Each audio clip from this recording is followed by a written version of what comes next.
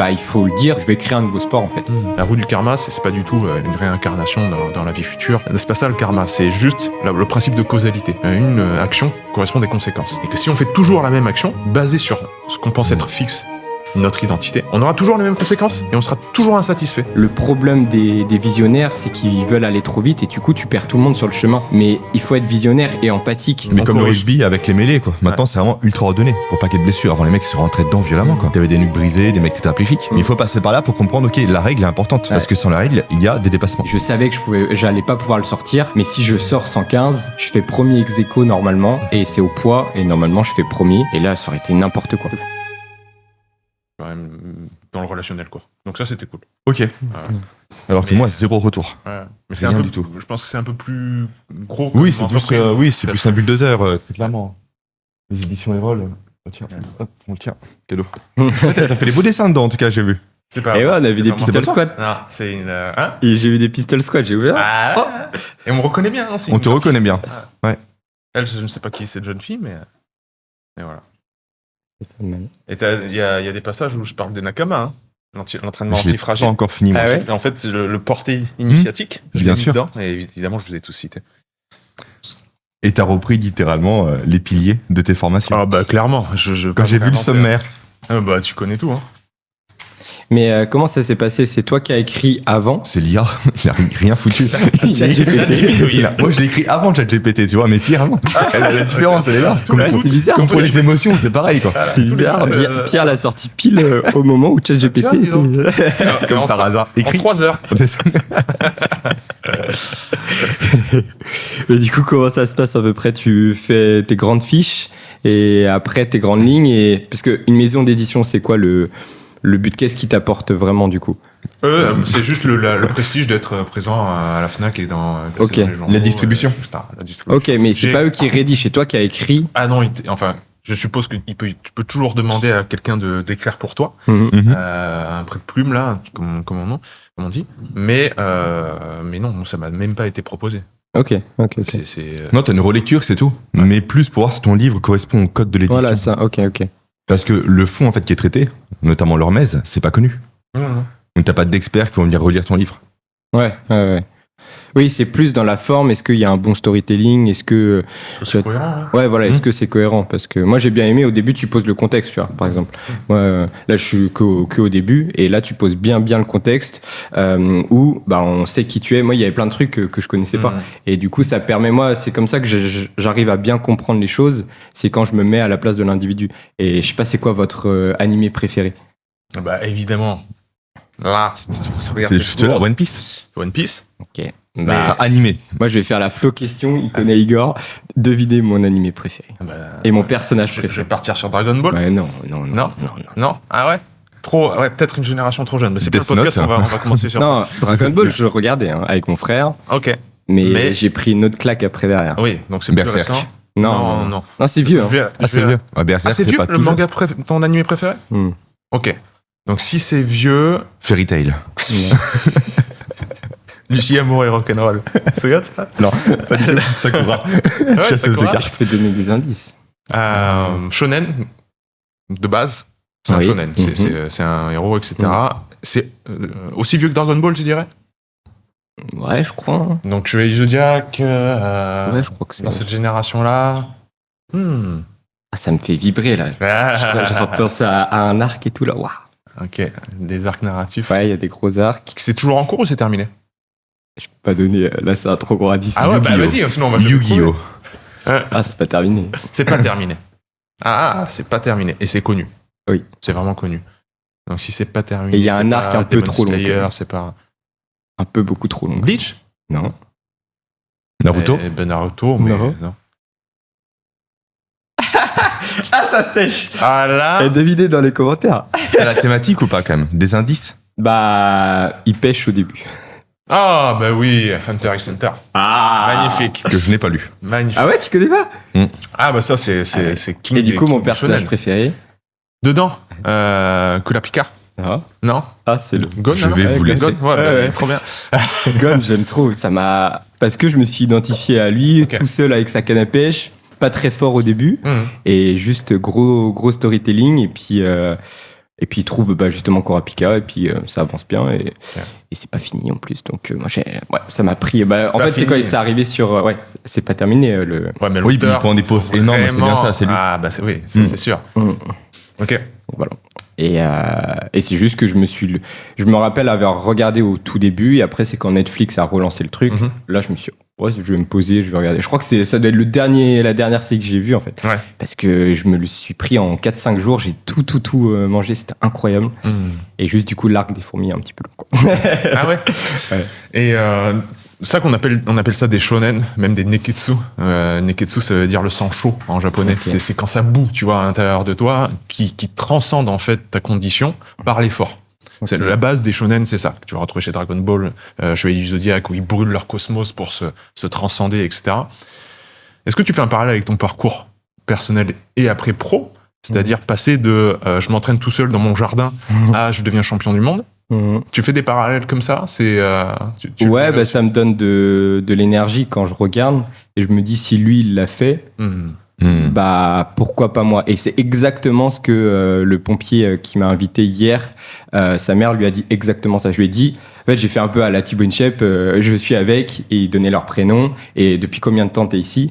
Et à chaque fois, je lui ai dit, qu'est-ce que tu dirais à un jeune qui regarde la vidéo?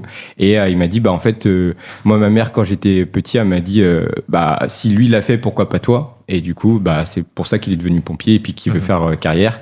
Et du coup, cette phrase résonne énormément. Ouais. En fait, si Gon l'a fait, pourquoi pas toi? Et quand il se transforme et tout, moi, ça a vibré en moi. Je crois que c'est la plus grosse scène. Toi, tu vois pas du coup? Pas du tout. On mettra un petit extrait là. Ouais. C'est un peu spoiler pour ceux qui connaissent pas. Ouais. Mais en même temps, non, parce que vraiment, tous ces mangas-là, c'est toujours un héros qui part avec des facultés ou des capacités qui semblent être en deçà des autres et qui devient le meilleur par le goût de l'effort, la transpiration, de s'exercer, etc. Et ok, mais oui, je comprends bien que tu ressentes ça. Et tu as vu comment, toi, parce que c'est vraiment une pratique que tu vas peut-être nous décrire, parce que les gens connaissent pas trop évidemment ce que tu fais, donc prends le temps si tu veux de décrire ça, qui continue pour toi à infuser au niveau du mindset et que t'aimerais transmettre aussi. Ah oui. Pour moi, l'animé, je pense que on a parlé de livres au début. Au début, ça, on peut le matérialiser de manière écrite, mais maintenant, en plus, on a la vidéo. Et après, c'est aussi ma génération. J'ai 25 ans aujourd'hui. J'ai l'impression d'avoir été plus touché quand même par les vidéos que par les livres. Mais c'est un truc sur lequel je travaille parce que je trouve que le livre, je sais pas si tu le touches, t'es dans ton lit là ou sur un canapé et tu peux te visualiser aussi. Alors que le truc vidéo, des fois c'est un peu la facilité, on t'a déjà un peu tout mâché le travail. Oui, le rythme en plus t'as imposé. Ouais, c'est ça. Et t'as plus de surprise avec un livre quand tu tournes une page. Ouais. Quand t'as la double page d'un manga qui apparaît sous tes yeux, t'as l'effet waouh que t'as pas spécialement en vidéo, je pense. Ouais, je l'ai senti et du coup, au niveau Hunter x Hunter, donc on le dit pas le X, je crois, si je dis pas de bêtises. Il y a toutes les familles là. Mais on dit pas le X. Et du coup Hunter x Hunter, donc le manga de base, moi je crois que j'ai dû regarder, les seuls mangas que j'ai achetés c'est Dragon Ball, mais du coup la vidéo m'a énormément impacté. Et du coup pour répondre à ta question de tout à l'heure, oui, j'ai dû tout écrire parce que le sport, en fait, tout le monde connaît les tractions, les pompes, les squats, tout le monde connaît le poids de corps. Mais en fait, il y a tout à écrire et c'est ça qui est génial. Mais il y a toujours une petite traversée du désert où les gens comprennent pas ce que tu fais. Et par exemple, quand mon père m'a aidé à mettre une barre de traction dans le jardin, il m'a donné énormément d'amour à ce niveau-là pour l'aider à le faire. Par contre, quand je m'entraînais, quand je loupais le repas du soir, ils étaient pas contents, mais c'était le travail qu'il fallait et je voyais très bien que dans les animés ils le faisaient et du coup encore une fois pourquoi pas moi. Mais c'est là où maintenant à 25 ans je me suis rendu compte qu'il y a un pilier aussi très important, c'est le pilier des relations. Et si en fait tes parents te disent de manger à 19h, je pense que c'est pas pour rien aussi, c'est pour que on se rassemble. Et si tu commences parce qu'en fait c'est ça, quand t'as une vision, il y a que toi qui le sais. Et du coup, bah, tu fais des choix, tu dis, ouais, mais là, bah, j'ai travaillé toute la journée, bah, j'ai pas le choix, faut que j'aille m'entraîner à 18h30 dans la nuit, il pleut, etc. Ah, je vais louper le repas du soir, mais ils comprendront. Et des fois, bah non, ils comprennent pas, en fait, tes parents. Et la seule fois où ils ont compris, c'est quand j'ai gagné en 2019. Et là, ça a remis un peu le truc, parce que sinon, jusqu'avant, t'as l'impression, bah, ouais, tu te moques d'eux, mais en fait, ils t'apportent un foyer, ils t'apportent le confort, ils t'apportent l'amour, et toi, tu pars dans ton coin, t'entraîner comme un... Isolé comme ça, tout seul. Exactement, tu vois. Mais je rebondis sur ça. Est-ce que tu penses que tu aurais eu la même niaque si t'étais pas allé à contre-courant? S'il y a quelque chose, tu sais, un peu au fond de nous, comme une flamme qui est attisée, quand on fait un petit peu ce que tout le monde ne fait pas. Et si s'il y avait tout le monde derrière toi en train de faire, ouais, vas-y, continue mon grand, etc. Est-ce que tu crois que tu aurais eu la même envie de... Parce que c'est aussi super kiffant quand tu pars à 5h du mat, qui fait une nuit que tout le monde part au travail et que toi tu vas t'entraîner. Super kiffant de partir très tard le soir, t'entraîner alors que tout le monde te dit mais non, on n'y va pas. Il dit si, j'y vais, tu vois. C'est un peu Gon, hein, un peu Gon qui part à l'aventure alors que tout le monde lui dit mais non, t'es un enfant, tu peux pas partir à l'aventure. Donc quand on regarde en rétrospective, on dit ah, peut-être que j'aurais dû aller dans le sens de mes parents, mais finalement, aller dans ton propre sens à toi, c'est peut-être ça aussi qui donnait la niaque, non, tu crois pas? Ah oui, je te rejoins totalement. C'est un truc sur lequel je travaille maintenant. En fait, des fois, je veux passer des messages par les actions et du coup, je me dis ok, moi, je vais m'entraîner tout seul et je vais montrer que j'ai une discipline d'en faire, etc. Ils comprendront. Mais en fait, ils sont pas dans ma tête, ils ont pas la vision. Et des fois, du coup, je pouvais reprocher ça. Et on peut parler des parents, c'est ça, je pouvais leur reprocher, mais ils comprennent pas, c'est bizarre, ils comprennent pas. Mais oui, mais est-ce que tu leur en as parlé de ça, en fait, tu vois? Et c'est la même chose, ça m'est arrivé là, parce qu'il y a des compétitions en ce moment sur Paris, et à la fin de la compétition, ils ont tous fait une photo collectivement, et comme à ma manière, j'ai impacté cette discipline-là, je me suis dit, il y a au moins une personne qui va m'inviter sur la photo, et j'ai fait exprès, c'est mon comportement. Je suis resté en dehors de la scène. Je me suis dit, il y a quelqu'un qui va s'en rendre compte. En fait, personne s'est rendu compte.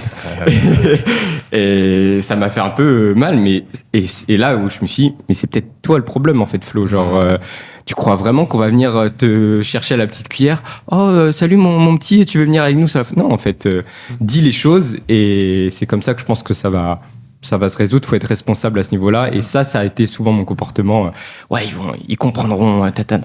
Et du coup, tête baissée. Et des fois, moi, j'ai du coup une traversée où je me suis retrouvé seul et pas finalement très heureux, en fait. Parce que, voilà. Et c'est ça, pour moi, peut-être on n'en parle pas assez souvent, mais le point peut-être un peu noir des mangas. C'est que, du coup, les jeunes, ils prennent ça, les shonen, etc. Ils se disent, ah ouais, moi aussi, je vais être comme ça. Et je sais pas, ils sont, comme on dit, nous, ils sont matrixés un peu. Ils sont là-dedans, ils ont des œillères, mais c'est un animé, c'est pas la vraie vie. Et attention à ça parce que ça peut se retourner. Et puis après, du coup, tu partages ça sur les réseaux et ça te crée vraiment une image, vraiment, ouais. Un peu comme aussi la mentalité de David Goggins, vraiment no pain, no gain tout le temps. Mais moi, la valeur prioritaire chez moi, c'est l'équilibre. Donc, si t'es trop dans cet extrême-là, pour moi, c'est pas cohérent. Je sais pas ce que vous en pensez. Mais... T'as commencé à quel âge déjà? 16 ans. 16 ans, 16 ans, ouais. Donc la fameuse barre de traction, du coup, 16 ans, avec ton père dans le jardin. Première, non. C'est que... c'est des gros souvenirs. Je faisais du tennis. Et j'étais tout fin. Parce que, en fait, quand je suis arrivé au lycée, j'ai compris que ce qu'on apportait au monde, c'était... Enfin, notre physique, notre élocution, etc. était important pour avoir une place dans la société. Et je suis arrivé au lycée et je me suis dit... là, j'ai découvert Instagram. J'avais pas avant de portable parce que mes parents m'avaient pas passé de portable et je suis arrivé je pensais au lycée 14-15 ans, je crois, un truc comme ça. Donc, quand j'ai eu mon scooter, c'est la petite excuse. Ouais, je peux avoir un petit portable. Et là, j'ai découvert Instagram et cercle vicieux un peu, c'est... je voyais plein de personnes très athlétiques et je me suis dit, moi, je veux être comme ça parce que j'ai envie d'incarner la même chose. Sauf que j'avais pas les connaissances et du coup, je suis tombé dans un extrême où, pour avoir des abdos, faut être fin. Je vais faire une diète hyper stricte, je vais enlever tout ce qui est sucre, etc. Et du coup, je suis allé dans un extrême où je suis tombé très très bas en termes de poids. Et moi, je me rendais pas compte. Encore une fois, tout est une question de perception. Bien sûr. Tu vois. Ça, c'est dingue. Et les gens autour de moi, bah, ils essayaient de m'aider, mais pas avec la bonne manière. Ils étaient, mais pourquoi tu manges pas ça? Mais pourquoi tu... Vraiment, dans l'impact, moi, ça marche pas du tout. Chez moi, j'ai besoin de comprendre les choses. Et il y a que un ami à moi, et tu l'avais rencontré, Louis. Je l'avais invité parce que je voulais, je trouve, et c'est là où je pense que tout est aligné. Et je voulais que tu le rencontres parce que c'est la seule personne qui est venue me parler et en cherchant à comprendre et pas en étant dans la confrontation. Quoi. Et il m'a aidé de ça. Et après, j'ai compris. Je fais ah ouais, ok, je me suis trompé. Ok. Il m'a dit, mes parents, j'ai vu, je crois. Ouais, c'est un gros souvenir, mais j'ai vu c'est la première fois que j'ai vu ma mère pleurer aussi de ça quand, en fait, parce qu'ils étaient un peu démunis de connaissances, d'aide, etc. Ils voulaient juste mon bien. Et en fait, moi, j'étais tellement dans mon truc. Ouais, c'est ouf. Là, j'ai des flashs qui, ouais. J'étais tellement dans mon truc mais je faisais des mauvais choix, entre guillemets. Et les gens autour de moi, il y en avait qui n'avaient pas la solution. Et bref, et du coup, après, je suis allé voir mon médecin généraliste à l'époque. Et là, je me suis effondré. Je fais, OK, j'ai compris, j'ai fait une erreur, il n'y a aucun souci. Maintenant, expliquez-moi ce qu'il faut faire, etc. Et elle m'a dit, bah, faut reprendre du poids. Je fais, ah, OK, bon, bah, là, du coup, j'ai fait l'inverse. Et c'est là que je me suis mis, du coup, au sport. Et que, du coup, à 16 ans, sauf qu'à 16 ans, on n'avait pas le droit d'aller dans les salles de sport à l'époque. Et de toute façon, j'avais pas de voiture et j'étais en province, donc fallait aller 30 minutes plus tard. Mais j'étais quand même allé, c'est pour ça, c'est le flash que j'ai eu à Basic Fit à l'époque. Et j'étais derrière le grillage comme ça avec mon père. Et j'étais là, et mon père il comprenait, il fait ouais, je sais pas pourquoi il court sur un tapis, c'est nul. J'étais là, ouais, mais moi c'est la barre là-bas qui m'intéresse quoi. Et du coup, je suis allé après trouver avec les moyens du bord. J'ai trouvé un parcours de santé. C'est là que j'ai commencé à me renforcer du coup. Mais voilà, pour la petite anecdote. On est tous passés, je pense, par des extrêmes, non, toi aussi? En musculation, alimentation, tout? Ouais, je pense qu'on il faut passer par là. Oui, il faut passer par là pour se faire ses propres idées. Hein. Comme on dit, les échecs sont jamais vraiment des échecs, c'est toujours de l'apprentissage. Oui, en effet, le véganisme, le carnivorisme, tout ce que vous voulez en termes d'extrême au niveau des diètes. C'est très important, je pense, que ce que tu partages au niveau de l'entourage. Des gens qui essayent de sans t'expliquer, rentrer par la force, mais en fait te collent surtout leur peur à eux, tu vois. Et toi t'es là, mais je veux pas ta peur. Toi, tu me fous des peurs, je veux pas ta peur. C'est-à-dire, mon chéri, tu vas devenir anorexique, etc. Mais moi je n'ai pas cette peur. Pourquoi tu viens me coller ça, tu vois. Alors versus un ami sincère qui vient te dire les choses de la bonne manière, c'est-à-dire il dit mais tu sais je m'inquiète un petit peu parce que en ce moment tu perds du poids ou et là tout d'un coup une sorte d'alchimie parfaite entre la confiance et la pertinence de ce qu'il dit. Et il dit ah ok, boum, t'ouvres les yeux sur quelque chose de ton propre pattern de comportement. Et moi c'était pareil, c'est-à-dire que petit j'étais en surpoids et j'ai voulu tout d'un coup de la même manière découvrir le karaté, j'ai vu des gens athlétiques, j'ai dit moi aussi je veux devenir comme ça, mais c'est allé trop vite, trop vision tunnel tout de suite. Et donc, idem, l'entourage proche, c'était beaucoup de peur. Et il y a eu quelques personnes, au bout d'un moment, qui de la bonne manière, te le font comprendre. Et là, tu dis, ah ouais, peut-être il faut que je revoie ma copie. Donc oui, bien entendu, je pense que la vingtaine, enfin, avant vingtaine et début vingtaine, c'est vraiment ces moments-là où on veut tester à fond les choses. Et toi, ce qu'il y a de plus, comment dire, je suis passé par là, je pense que Jérôme, tu pourras nous donner un avis différent, parce que toi c'était le rugby, mais quand on prend des sports solo, où tu es tout seul avec ta barre de traction, voilà, il y en a plein des sports où tu es tout seul, t'as pas de coéquipier, c'est très particulier le mindset justement. Tu prends des archétypes que tu trouves dans un manga par exemple, ou ailleurs, dans un film, nous c'était Schwarzenegger, Rocky, enfin on avait d'autres, tu vois, des images dans la tête, mais comme on dit, tu te matrixes tout seul quoi. C'est-à-dire c'est ça mon objectif, et laissez-moi tranquille, je veux juste y arriver tout seul. Toi, tu avais peut-être un retour différent par rapport à les qualités j'avais pas athlétiques. cette quête physique par le rugby. J'avais certes des modèles. Ouais. J'en avais Sébastien Chabal à l'époque, notamment, ces personnes-là. Mais c'est la musculation qui m'a donné envie, effectivement, à l'image de Flo, de toi, de tendre vers des archétypes. Et les miens à l'époque, c'était les catcheurs. Ah ouais. Ouais. Ah, je savais pas. Triple H, Randy Orton, etc. C'était aussi Lazar Angelov. Ok. Que vous connaissez peut-être, voilà. Oui. Et en plus, l'avantage qu'on a eu, je pense, à notre époque, c'est qu'on n'avait pas les croyances limitantes qu'on a aujourd'hui. Il y a moins cette logique de, ok, t'as pas le physique pour, t'as pas les segments pour, t'as pas la morpho-anatomie pour. Tu te dis, je vais réussir en fait. Je vais être comme Lazare. Et comme toi, j'ai très très peu mangé. Pendant des années, mes repas, c'était nouilles de konjac. Que ça. Et je te réveille en pleine nuit pour prendre de la protéine. Ok. Pour ne pas cataboliser, quoi. Classique. Donc ouais, je l'ai fait aussi. Et aussi au niveau des barres, des très grosses barres. Très très grosses barres, jusqu'à me blesser partout. Hein. Un max au Def Couch à 170 à l'époque. Des gros curls, le Larry Scott, avec vraiment des tendinites qui partaient de là, qui arrivaient ici. Mais tu continues parce que tu veux y aller. Bien sûr. Tu sais que les autres le font, tu veux le faire toi aussi, quoi. Donc je l'ai fait aussi. Mais comme tu l'as dit, l'avantage de la vingtaine, c'est que ton corps peut encaisser ça. Après, il y a ceux qui continuent et qui se blessent et ceux qui évoluent et qui s'adaptent. Et j'ai su m'adapter, je pense. Ouais, t'as su pareillement revoir ta copie par rapport aux erreurs. Mais tout comme toi, réveil 5h du matin, m'entraîner tous les matins. Un jour, j'ai eu mon fils, le premier, et j'ai continué aussi. Ok, Donc à j'ai quel pas su âge m'adapter. Moi, j'ai eu mon fils, le premier, à 26 ans. Ah oui, ok. Il te reste 12 mois. C'est bien, c'est maintenant. C'est ça, il reste 12 mois, donc dépêche-toi. Et donc, en fait, durant des années, un peu à l'image que t'as décrite précédemment, j'avais l'étiquette du mec qui se levait à 5h tous les matins, qui faisait son sport, qui était solide, qui commençait le boulot après, etc. Toi, le mec vraiment cassure. J'avais cette image-là que je voulais garder. Mon fils est arrivé, il a pas fait ses nuits durant 2 ans. Il se levait entre 3 et 5 fois par nuit, ce qui fut atroce. Et malgré ça, vu que j'avais l'étiquette que je voulais garder, j'ai continué à avoir ce mode de vie-là. Donc, lever 5h du matin, etc. Et aller au sport. c'était tes choix ou c'était un peu l'entourage qui te disait qui t'ont collé cette étiquette et fallait continuer? Non, c'était mon choix. Je voulais la garder. Je veux l'étiquette du super-héros. Ok. Et c'est pas parce que j'ai un enfant que je dois m'en départir. Ok. Et c'était quoi ton pourquoi à ce niveau-là? Vraiment profond. En fait, c'est pas changer mon identité. Je voulais qu'elle reste. Je veux pas être la personne qui change. Je veux rester constant. Le mec qui va à la salle tous les matins, qui fait 300 kilos à la presse tous les matins à 5h du matin, etc. Je voulais que ça reste moi. Ouais. Et ça allait rester durant 1 an. À grands coups de café, surtout. Je suis devenu accro au café à l'époque. Je buvais jusqu'à 18 tasses par jour. Ok. Parce que j'avais le sport, l'entrepreneuriat que j'avais lancé en plus à ce moment-là, et un fils qui dormait pas. Donc forcément, tu cherches des compensations, et pour moi, ce fut la caféine. Et c'est quoi? Qu'est-ce qui s'est passé après 1 an?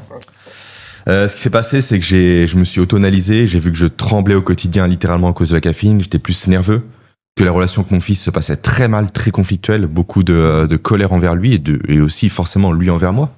Même il n'avait pas 1 an, mais il me mordait à 100 parfois. La relation devenait presque toxique en quelque sorte. Et là, je dis ok, j'arrête. Et j'ai un comportement en fait qui est très on-off. Quand je dis j'arrête, j'ai arrêté. Le sport, j'ai arrêté à 5h. Le café, j'ai arrêté durant 2 ans, je n'ai pas bu une seule goutte. Donc j'ai besoin d'avoir ce déclic-là, d'arriver encore une fois à l'extrême pour voir jusqu'à où je peux aller, quelles sont mes limites, pour après revenir au centre. Mais il faut toucher à l'extrême encore une fois, tout comme toi avec tes parents. Si tu connais pas l'extrême, tu sais pas où est ton équilibre. Ouais. Donc pour le poids, c'est pareil aussi, quoi. Tu vas au plus bas, tu dis non, c'est pas possible. Ok, je remonte. Mais j'ai compris pourquoi c'est pas possible. Ouais, et quand tu parles d'extrême, du coup, moi j'ai fait après l'autre extrême et c'est là où j'ai le plus subi, parce que là tu perds totalement le contrôle. En soi, l'anorexie c'est du contrôle. T'es là, tu te dis oui, bah faut que j'enlève ces aliments-là. Donc j'étais dans ma zone de confort, c'était très bien. Mais après, il y a eu l'effet inverse. Quand tout le monde m'a dit faut reprendre du poids, je sais pas, ça a déclenché un truc dans mon cerveau de ok, bah trop bien. Et du coup, j'ai repris, en fait, j'avais stoppé le sucre pendant, je crois, 1 an, 2 ans. Enfin, 1 an et demi, 2 ans, un truc comme ça. Et en fait, quand on te dit, tu peux reprendre du poids, ton cerveau te dit, ok, tu peux remanger comme monsieur et madame tout le monde. Sauf que, et ça, tu vas pouvoir peut-être donner des informations là-dessus avec ce qui se passe dans le cerveau. C'est que du coup, dès que je prenais un bout de sucre, j'arrivais pas à m'arrêter, quoi. Et du coup, c'est ce qu'on appelle la bigorexie, et c'était horrible. Et du coup, je rentrais du lycée vers 17h30, et ma mère rentrait du boulot à 18h15, et je savais que j'avais une fenêtre à ce niveau-là, quoi, parce que j'étais tout seul. Et ça commençait, et j'essayais de retarder, parce qu'en fait, et je pourrais, si vous êtes intéressé par ça, je pourrais vous expliquer comment j'ai réussi à résoudre ça. Mais j'ai commencé à manger un truc, et je me dis, en fait, c'est juste je perdais le contrôle et c'est horrible pour des gens comme nous. C'était horrible et du coup, je mangeais un truc et après mon cerveau, ça fait poum. Et je pouvais pas m'arrêter. Je continuais. Et jusqu'à un moment, je suis là, je fais, mais c'est passé quoi là? En 30 minutes et du coup, ok, vas-y, je monte des escaliers quoi. Pour cercle vicieux. Ouais, c'est ça. Cercle vicieux et après j'ai commencé même à me faire vomir et tout pour me dire, ok, Et là, j'arrivais pas à résoudre le truc parce que, et encore une fois, c'est l'entourage qui m'a aidé, parce que j'ai pas eu peur d'en parler à mon meilleur ami à ce niveau-là. Je lui ai dit parce que sinon j'allais devenir fou, parce que j'avais honte, je pouvais pas en parler à mes parents, ça. C'était horrible. Donc, ouais. Ouais, c'est assez terrible quand on tombe dans ce genre de cercle vicieux-là. Je pense que, encore une fois, on aime mettre en lumière les self-made men. On est tout seul à se créer soi-même son parcours. Moi, je pense qu'il n'y a rien de plus faux. Rien de plus faux. On est fort par les autres et pour les autres. Et ceux qui peuvent vraiment bien t'entourer, le dialogue, le soutien, rien que le fait d'en parler, en fait, soulage énormément et peut aider à juste désamorcer un automatisme. Donc, comme disait Einstein, on ne voit que ce que la théorie permet de voir. C'est-à-dire que si ta théorie, en fait, quand tu es dans un cercle vicieux, tu vois pas les opportunités en dehors du cercle vicieux. Pour les briser, il faut qu'il y ait quelque chose de nouveau, une perturbation, une fluctuation, un imprévu, quelqu'un. C'est le meilleur des fluctuations, c'est quelqu'un qui te fasse prendre un pas de recul et que tu vois tout ton cercle vicieux qui s'aligne. Ah ouais, d'accord, faut que je sorte de ça. Ce que tu as partagé, Jérémy, pour moi, c'est, enfin, on se connaît bien, donc tu sais à quel point ça me touche, l'identité. L'identité qu'on se fait et l'étiquette que l'on a. Et c'est, dans le bouddhisme, c'est le point de départ de la roue du karma. C'est-à-dire, la roue du karma, c'est pas du tout une réincarnation dans la vie future. Comme on l'entend souvent, c'est je fais des bonnes choses, je serai réincarné en ver de terre ou en je sais pas quoi, ou en chèvre. C'est pas ça le karma, c'est juste le principe de causalité. C'est à une action correspond des conséquences. Et que si on fait toujours la même action, basée sur ce qu'on pense être fixe, notre identité, on aura toujours les mêmes conséquences et on sera toujours insatisfait. Si on prend en compte le fait que notre identité est fluctuante, impermanente, ça change tout le temps, on casse en fait cette roue-là. Mais si tu te dis, moi je suis Flo et je dois correspondre à telle image, même pas si tu le conscientises inconsciemment, ton corps, ton cerveau, tout en fait, aime bien tourner autour d'un set point, d'un point de référence. Il aime bien. C'est le truc, c'est une garantie de survie, quoi. C'est le confort, même si c'est malheureux, au moins je le connais. Et l'être humain préfère toujours le malheur à l'incertitude. Préfère rester dans le malheur qu'aller vers l'incertitude. Pour voir l'incertitude, pour voir ce que tu ne sais pas, il faut qu'il y ait quelqu'un qui te mette un coup d'éclairage dessus. Et ça, c'est quand t'as 20 ans, c'est très compliqué, très très compliqué. Et en plus, quand t'es dans une galère comme ça, pris par une drogue aussi puissante qu'est le sucre raffiné, waouh, quelle aventure pour en sortir.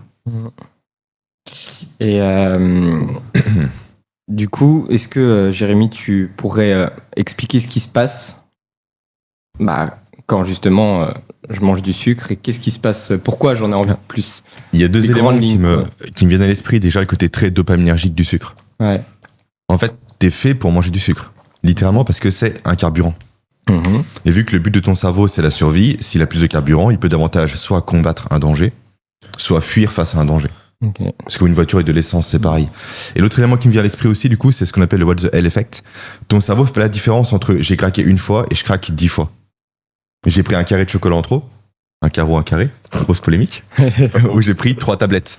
Pour lui, c'est pareil, en fait, t'as craqué une fois, du coup, l'excédent supplémentaire, il l'ignore complètement. Donc c'est là que c'est compliqué. Toi, tu prends ton Nutella, tu le prends une fois, grosse tartine, ok. Quand j'en prends une ou deux, j'ai craqué, en fait, c'est pareil. C'est pareil, donc je peux y aller. Ouais, c'est ça qui se passait en plus. Je me rappelle, j'ai perdu pour perdu, quoi. Ouais. C'est pas grave, en fait. Et du coup, ça a débridé quelque chose dans mon cerveau. Parce que je me rappelle, j'étais devant ce que mes parents, c'est des gens normaux, du coup, ils achetaient des gâteaux pour le goûter ou quoi.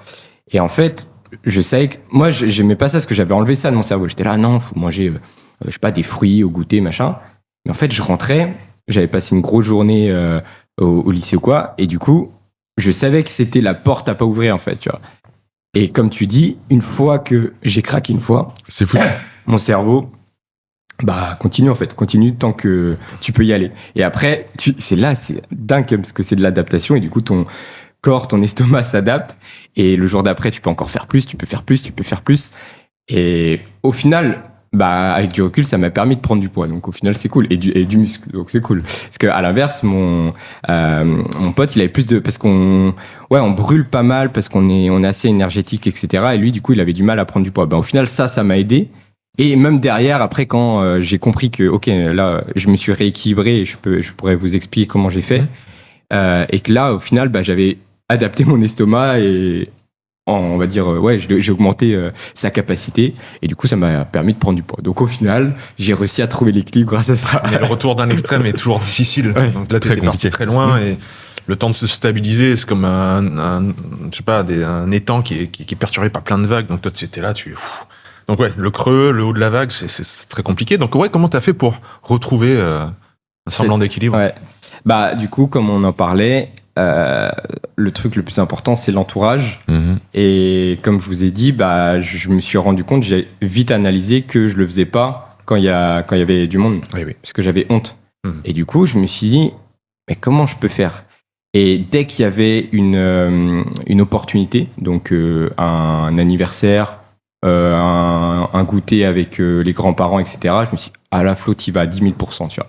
T'y vas à 10 000%, et en fait, tu vas avoir le temps de te rassasier. Parce que t'y vas, ok, là, il y a des gâteaux, et d'habitude, en plus, parce que mes parents ne savaient pas, moi, je suis pas très, en plus, gourmandise et tout. Donc, quand ils me voyaient, je prenais des remarques après. Je dis, non, j'en veux encore, j'en veux.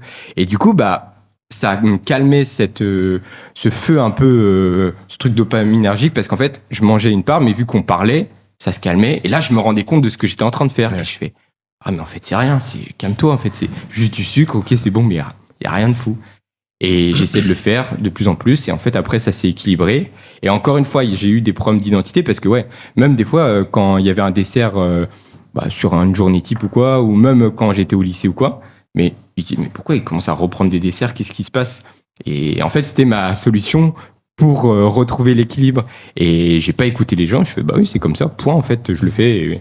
Et du coup, j'ai réussi à me rééquilibrer. Après, à partir de là, c'est parti. Donc, l'entourage, c'est le truc le plus important. Ouais, quoi. des petites soupapes en fait. Et on voit souvent les entourages. Moi, quand on parle comme ça des autres, j'ai toujours une image d'une galerie des glaces où il y a des miroirs un peu partout. En fait, les autres, ce sont des miroirs qui te donnent un angle différent de toi-même. Tu sais, quand tu rentres dans une salle de bain où t'as pas seulement un miroir de face, t'en as aussi sur les côtés. Tu te vois de trois quarts. Oh là, je me vois jamais de ce côté-là. Tu vois. Mais en fait, quelqu'un d'autre, c'est ça. Il te permet de te voir sous un autre angle. Et comme tu l'as dit, d'un coup, je me voyais en train de manger les gâteaux.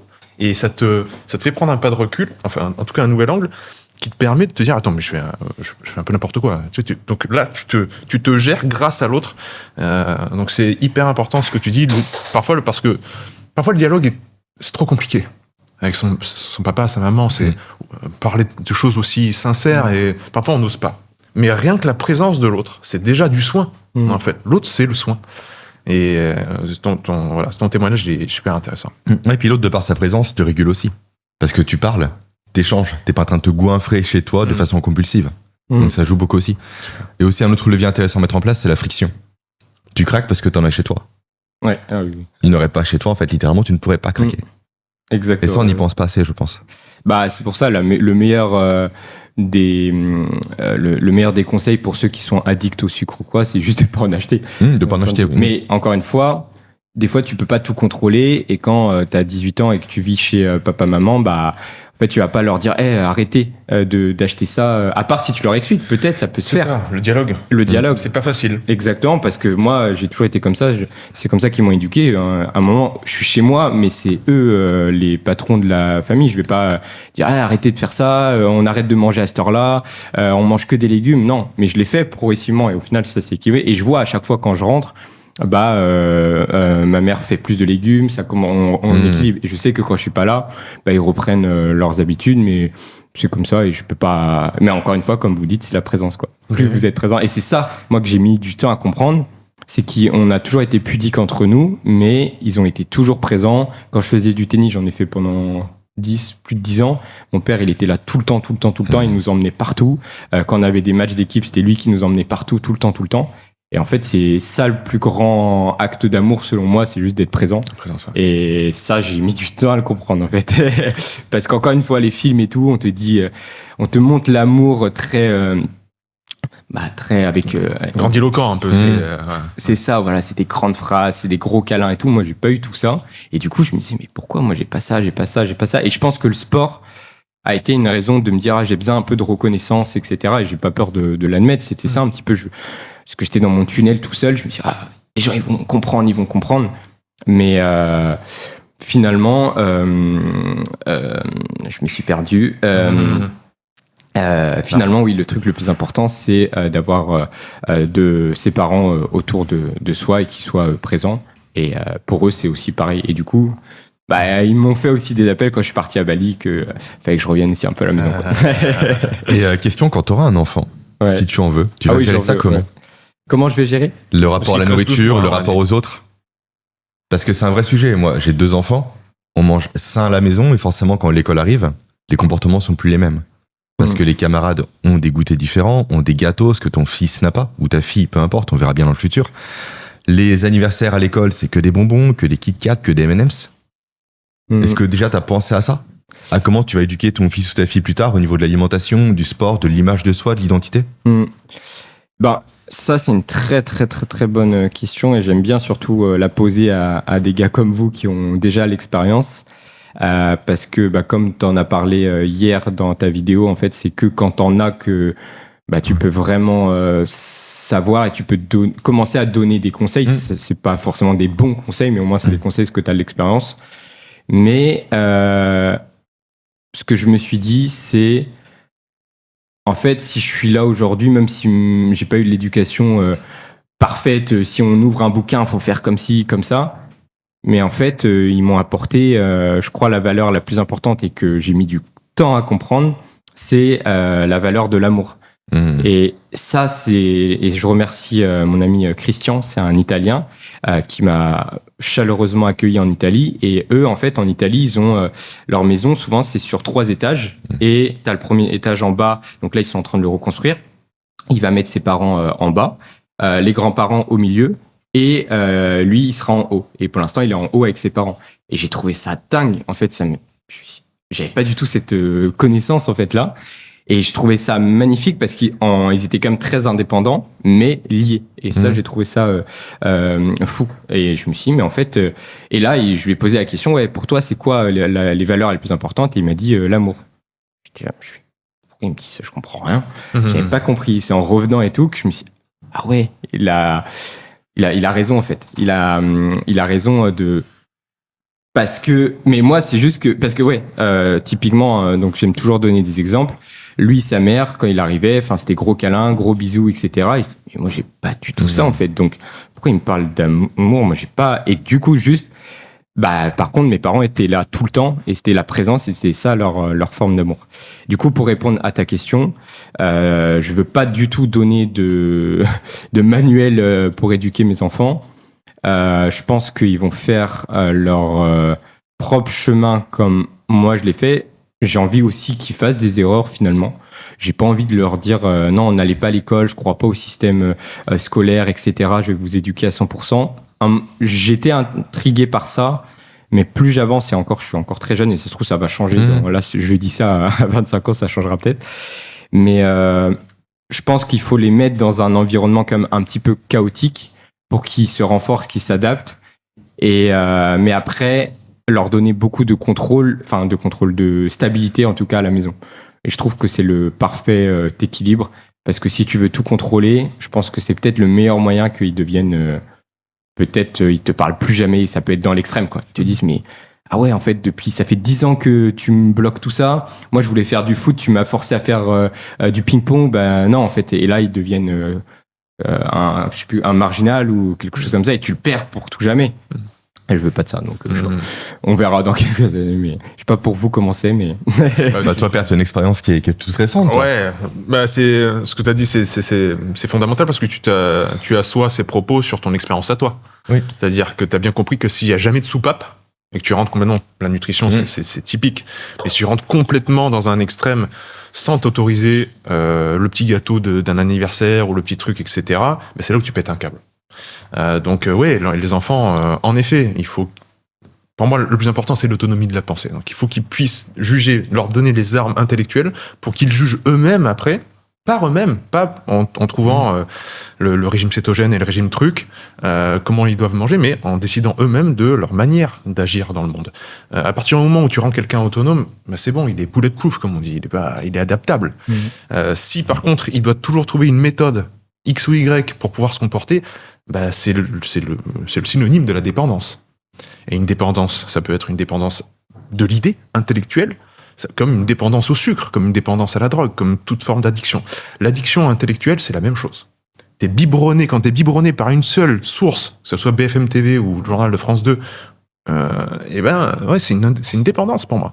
Donc, comment ne pas rendre les enfants dépendants à quelque chose, leur permettre le discernement.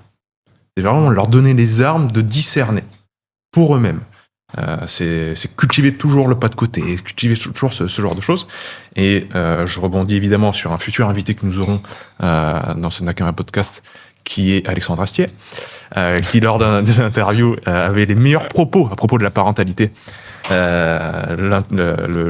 L'intervieweur lui demande quel conseil tu as à donner en tant que père.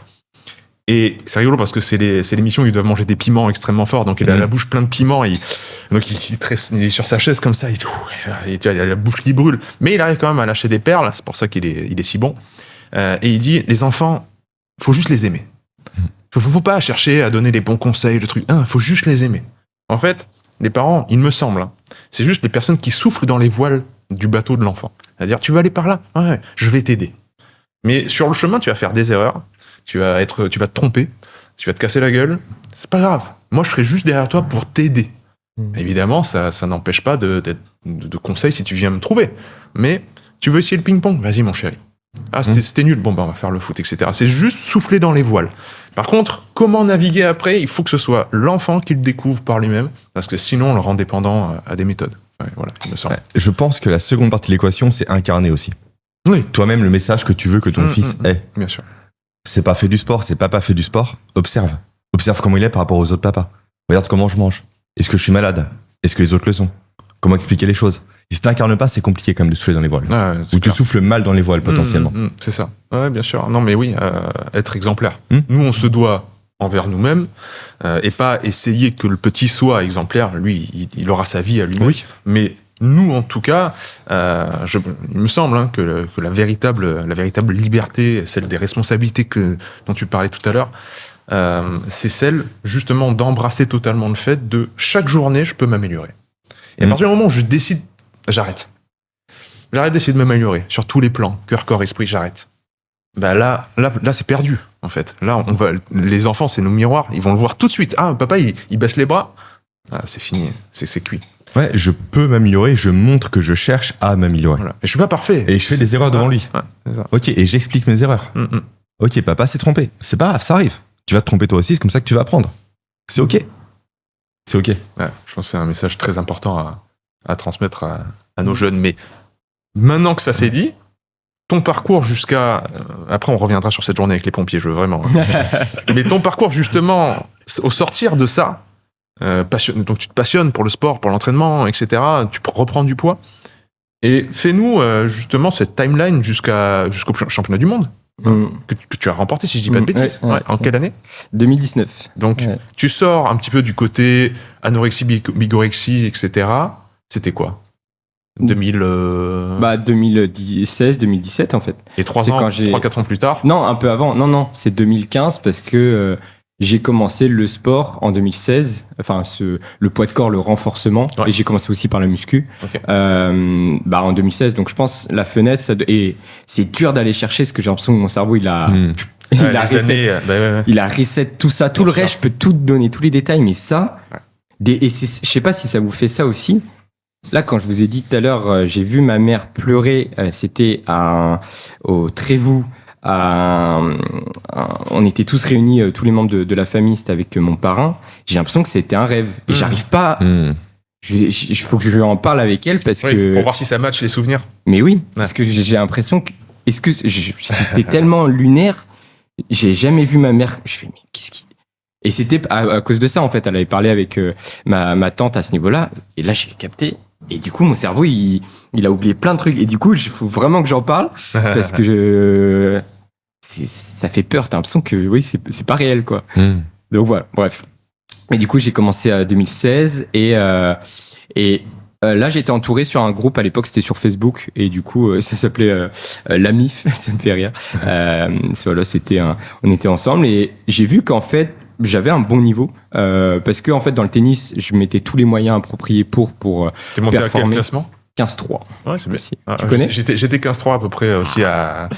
Faudra qu'on joue. Hein. Ah Ça bah, fait longtemps. Hein. Ça fait longtemps que je n'ai pas joué. Hein. Mais je serais content de jouer avec toi. Ah bah carrément. Ouais. Très bien. Je vais chercher mes raquettes. Peut-être à Montpellier. En Ouais, juillet. carrément. Ah ouais. Je suis très. Et paddle maintenant aussi. Ah ouais. Ah ouais. Ouais, c'est sympa. Ouais. C'est encore mieux parce que c'est à deux en plus. C'est génial. Donc. Let's go. Donc, ouais, tennis. Et après, j'avais déjà renforcé, comme tu as dit, c'est comme le tennis, c'est très, très dur, c'est mental. Très solo. T'es solo. Ouais. Et du coup, je me suis renforcé là-dessus. Donc, quand je suis arrivé sur du poids de corps, vu que, moi, je m'intéressais, et nous, on a eu la chance, notre génération, d'avoir YouTube, d'avoir les podcasts. Donc, direct, en fait, on avait un pôle de connaissances énorme. Et je me rappelle, quand j'allais au lycée ou quoi, j'écoutais déjà des podcasts. Et c'est toujours pareil. On était peut-être, même surtout, moi, c'est Staps, on devait être, je sais plus combien dans la promo. Et moi, j'écoutais des podcasts et je voyais les gens qui écoutaient les podcasts. Et on était très peu, en fait. Et du coup, ceux-là, souvent, ils avaient quand même un petit temps d'avance. Et voilà. Donc, j'ai commencé vraiment sérieusement en 2016, mais par la musculation, parce que je m'étais dit, ok, je veux un gros physique, etc. C'est quoi la meilleure chose pour, c'est soulever des poids. Et le poids de corps, en fait, tu regardes, ils sont tous fins, etc. Ouais, non, ça m'intéresse pas, ça. Moi, je veux un gros physique. Sauf que, je faisais ma muscu, et à la fin, j'allais jouer, j'allais m'amuser. Je faisais comme le tennis, c'est un jeu, en fait. Comme le rugby, c'est un jeu. Enfin, oui, des fois, tu te sens pas, ça dépend de sa définition, mais moi, je le vois comme un jeu. Et du coup, je vais sur ma barre, et là, je voyais comme un jeu, essayer de faire un muscle up. C'est vrai. Ouais. Excellent. Essayer de faire des trucs et tout. Et là, j'étais avec mon pote, et je dis, putain, mais là, on voyait pas le temps passer, on s'amusait. Alors qu'avant, on était à 5 minutes, 3 minutes de chrono pour se reposer, etc. C'était cadré. Et à un moment, je me suis regardé devant la glace, je me suis dit, mais Flo, qu'est-ce que t'aimes vraiment, tu vois? Et je me suis dit, ce que j'aime, c'est m'amuser sur la barre de traction. Est-ce que c'est ça qui va te permettre d'avoir un gros physique? Pas forcément. Et au final, je me suis dit, ok, à partir de maintenant, remets la priorité, commence par ce que t'aimes. Et j'ai commencé à faire du poids de corps et à me lester progressivement. Et j'ai jamais eu un aussi bon physique, un aussi bon niveau mental, un aussi bon niveau tout court. Juste parce que je mettais l'âme dans ce que je faisais, je mettais l'intention, alors qu'à côté, c'était moins ça. Et du coup, voilà. Et du coup, dès que je voyais une compétition, je fais, j'ai envie de me tester direct. Ça, c'est un truc que j'ai oublié aussi parce que ça fait 9 ans que je fais ça et j'ai eu une discussion hier avec un collègue à moi. Il m'a dit, mais Flo, tu sais que c'est important, la compétition pour certaines personnes, parce que c'est la consécration des fois. Et moi, c'est ça. Et je l'ai un peu, comme maintenant, j'ai différentes casquettes. La consécration, ça peut être là, par exemple, c'est une consécration d'être dans un podcast comme ça. Tout est parfait, la caméra, etc. Mais c'est un peu la même chose dans les compétitions, comme un gros match de foot, un gros match de rugby, c'est la consécration. Et ça, faut pas que je l'oublie, parce que moi, quand j'ai commencé, je donnais tout pour la consécration. Et du coup, j'enchaînais les compètes, j'avais pas peur. Je me dis, je vais peut-être faire n'importe quoi, mais je m'en fous. J'ai envie de me tester. Et à un moment, tout a commencé à s'aligner. Et 2019, j'ai vu qu'il y avait un truc, c'était en Italie, ils étaient en train de faire un gros truc. Et je me suis dit, ça en plus, je suis très bon là-dedans, c'est des efforts intermittents de par le tennis et tout. Moi, j'y vais à 10 000%. Je sais que je vais être qualifié. Mes parents, pareil, ils croyaient pas trop. Moi, si t'es qualifié, déjà, moi, je savais que j'allais gagner, en fait. Et du coup, tout était aligné. Et encore une fois, j'étais entouré avec une équipe. Et si j'étais pas avec cette équipe, je pense que ça aurait été beaucoup plus difficile. Et je fais premier tour, deuxième tour, troisième tour. Et là, j'appelle ma mère quand je vais pour la finale, parce que en fait, je venais si tu faisais deuxième, tu gagnais 800 €. Et si tu faisais premier, tu gagnais 1008. Et là, et ça c'est une phrase je crois de Nekfeu, mais tant que t'as pas gagné d'argent avec ta passion, en fait t'as l'impression d'avoir trahi un peu tes parents, je crois que c'est ça la phrase. Et là je l'ai appelé direct et je lui ai dit, mais maman, là je vais gagner 800 € en fait. Donc toutes les répétitions que je faisais au jardin, regarde, ça a servi à quelque chose. Et voilà, et après la finale, je l'ai gagné. Là, j'ai rien compris ce qui se passait. Pour ceux qui connaissent pas ta pratique, tu peux nous redire ce que c'est? Donc, si je dis pas de bêtises, hein, c'est squat. Ouais. Il y a Dips traction. Ouais. Muscle Up était déjà là. Ouais, Muscle Up était déjà là. Après, à cette compétition, il y avait pas le bas de corps encore. Ok. D'accord. C'était vraiment. Et c'était ça aussi, c'était tout nouveau. Donc encore l'anticipation. Et il y en a, ils sont pas venus à cette compétition. On n'était que 2 Français sur 16. Ouais. Et il y en a, en fait, ils se sont dit, non, c'est nouveau, je suis pas prêt. Moi, quelle étiquette ça portait, quel nom ça portait? C'était, en fait, moi, ce que je fais, c'est ce qu'on appelle le set and rep. Ça vient de Brooklyn aux États-Unis. Et ça vient de Zev Zachavelli, où en fait, c'est juste ça a été le précurseur. Ouais, comme aussi à Animal Forking, peut-être que vous connaissez. Oui, j'y pense bien sûr. forcément. Les premières vidéos YouTube de lui en train de faire le drapeau, Bah, Ouais, exactement. c'est extrêmement marquant. Ouais, avec un énorme physique. C'est ça, monstrueux sur la plage. Et du coup, en fait, ça, c'était plus la vitrine. Il y avait Franck Medrano aussi à ouais, l'époque. bien sûr. Donc c'est un peu street. Est-ce qu'on peut dire street lifting ou street workout? On dit plutôt, et c'est pour ça que là, je suis en train de changer un peu. Je mets un coup de pied dans la fourmilière. Mais de base, ouais, c'est, on va dire, street workout, juste Ouais, parce que s'entraîner dehors dans les parcs. Poids du Exactement. corps. Voilà, ça Ouais. vient de la rue, comme Animal Forking et comme Zev Zachavelli. Mais Zev Zachavelli, c'est la personne beaucoup moins connue, mais en fait, Ok. qui a beaucoup plus d'impact Hmm. dans... Le petit milieu. Exactement, dans le petit milieu. Et du coup, il avait fait la première compétition comme ça de battle 1 contre 1. Ok. Mais c'était que réservé pour ce qu'on appelle les Barbarians à l'époque. Donc Oui, c'était vraiment un cercle fermé. Deuxième édition que pour les Barbarians. Et la troisième édition, c'était la première fois qu'ils ouvraient à tout le monde. Barbarian parce qu'on n'utilise que la barre. Donc c'était distraction. Ah, bonne. Ça, je sais pas pourquoi mais ils s'appellent les Barbarians. À mon avis, c'est un peu un jeu de mots, barbarian, parce que barbare, mais aussi tu utilises une barre, Ouais, peut-être. à mon avis. Et c'était dips traction, c'est ça? Ouais, c'est Donc, ça. dips traction, t'as un adversaire, vous devez faire un nombre de répétitions déterminé, par exemple 30, et après enchaîner tout de suite avec 30 tractions, C'est ça. le plus rapidement possible. Le premier qui termine A gagné. Ah, donc c'est de la vitesse alors, entre guillemets. Vitesse et exécution évidemment, mais Bah, en fait, là, en Italie, c'était des battles de 8-12 minutes. Donc, au final, tu tombes dans Ouais. l'endurance. tu la vois. vache. C'est Ouais, ça mais c'est qui... d'abord, je veux C'est le dire, chronomètre qui ton prévaut chrono. sur la performance. Exactement. entre guillemets, Bah, sur en le fait, nombre de c'est même pas le répétitions. chrono, c'est si tu finis avant l'autre. Donc, en fait, tout est une question de stratégie. Et c'est là que tout s'est aligné. J'ai trop kiffé parce que avant, c'était, à l'époque, le street workout, c'était des max reps. Donc, en fait, tu passais l'un après l'autre. C'est super aussi, mais moi, j'étais pas aligné par ça. Tu passes l'un après l'autre. Max traction. T'en fais 50, l'autre il en fait 40. Voilà. tu vois. Et si t'es chiant à mourir, t'étais là. Bon, il a fait 41, ok. Allez, 42, ok, bon. Super. Mais tu te dépassais. Mais en fait, les premières compétitions que j'ai fait, j'étais tellement frustré. Parce que tu vas jusqu'à Paris, tu te prends tout ton logement, etc. Et t'arrives et tu passes 30 secondes sur la barre, quoi. Oui, c'est ça. T'es là, tu fais, wow. Puis il n'y a pas Ici. d'ambiance. Il y avait de l'ambiance, Ouais. mais que sur les dernières répétitions. Oui, c'est Tu vois, ça. allez, allez. Là, c'était incroyable. Là, il y avait une énergie de dingue. Mais il manquait un truc. Donc, je pense qu'ils se sont rendus compte de ça. Et du coup, ils nous ont confrontés en 1 contre 1. Et du coup, là, il y a de la tactique, il y a de la stratégie.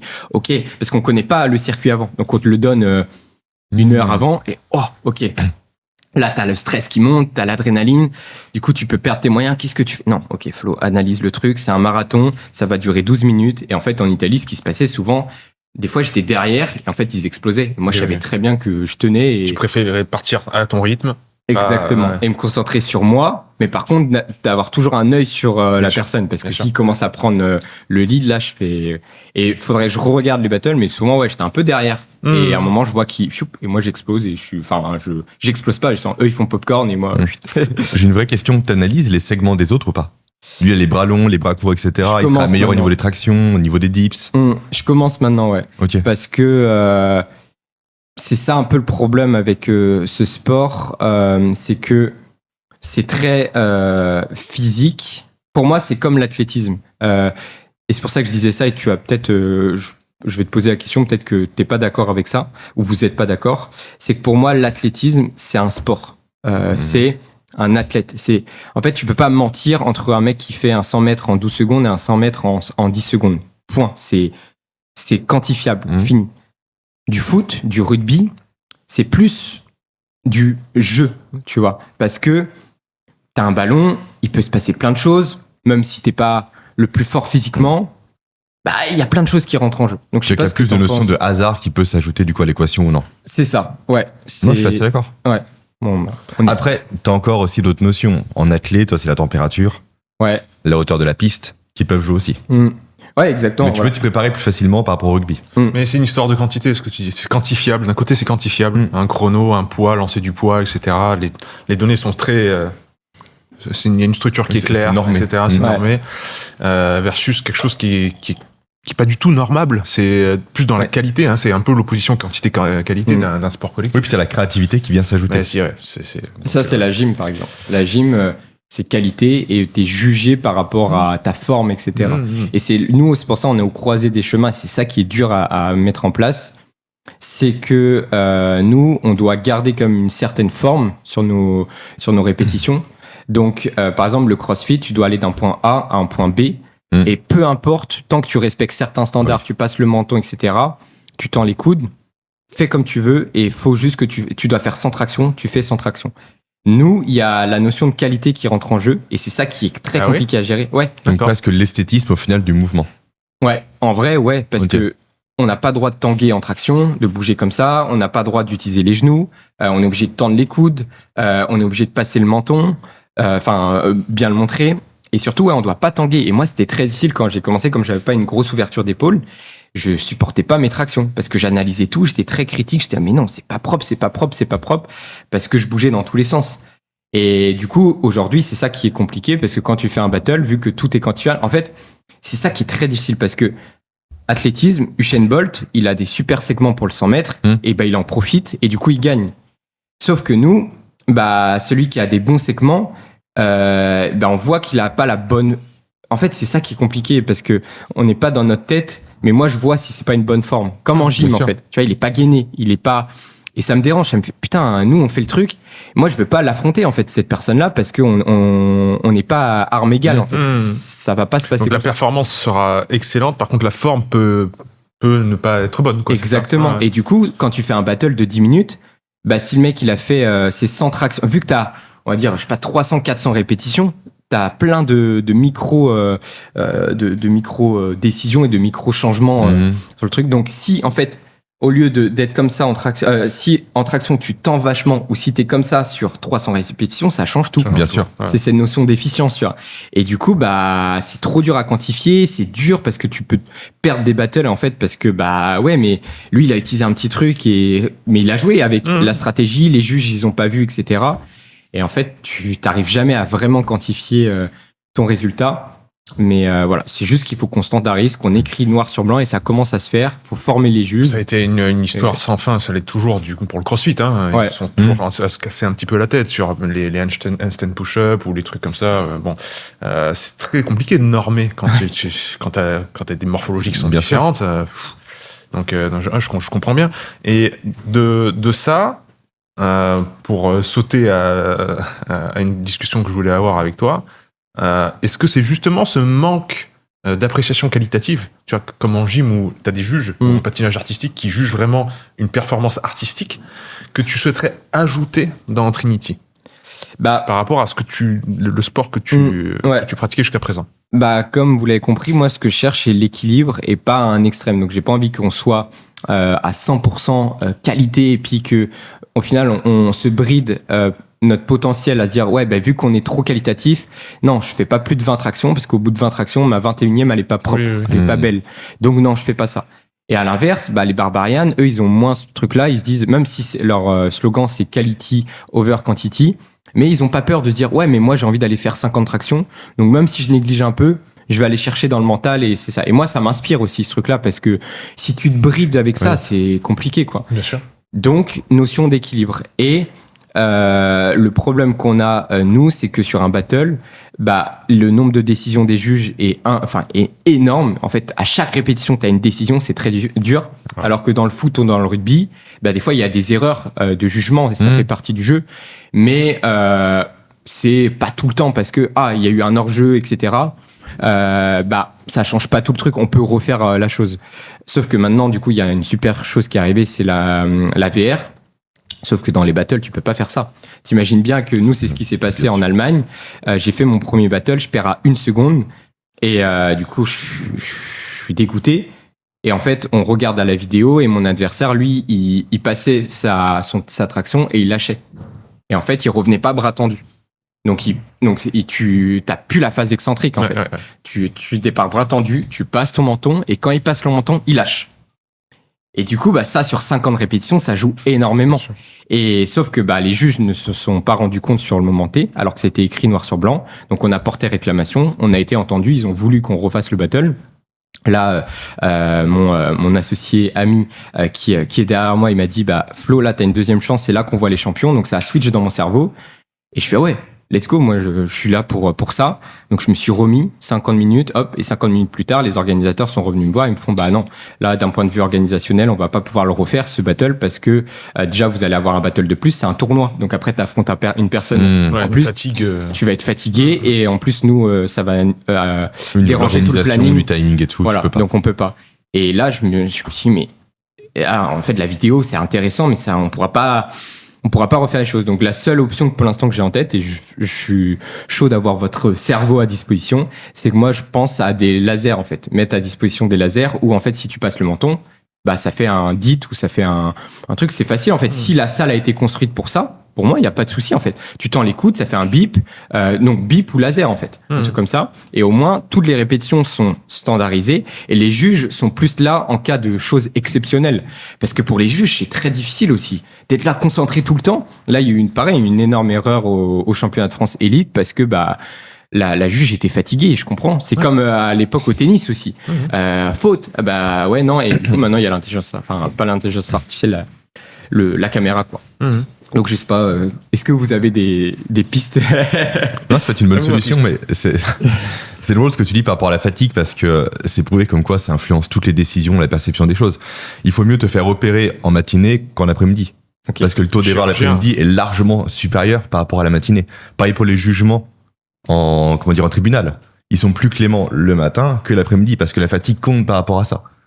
Donc oui, t'as raison aussi, c'est un élément en plus qui peut ajouter du chaos par rapport à une préparation que tu peux faire toi initialement. Après, pour les lasers, je sais pas, certainement. C'est peut-être une bonne solution. Je pense que le sport est jeune aussi. Hein. Ouais. Oui, bien sûr. Je pense que le sport est jeune et que vous êtes en train de raffiner les standards. Vous allez arriver d'ici quelques temps à, ok, on a trouvé le truc comme CrossFit.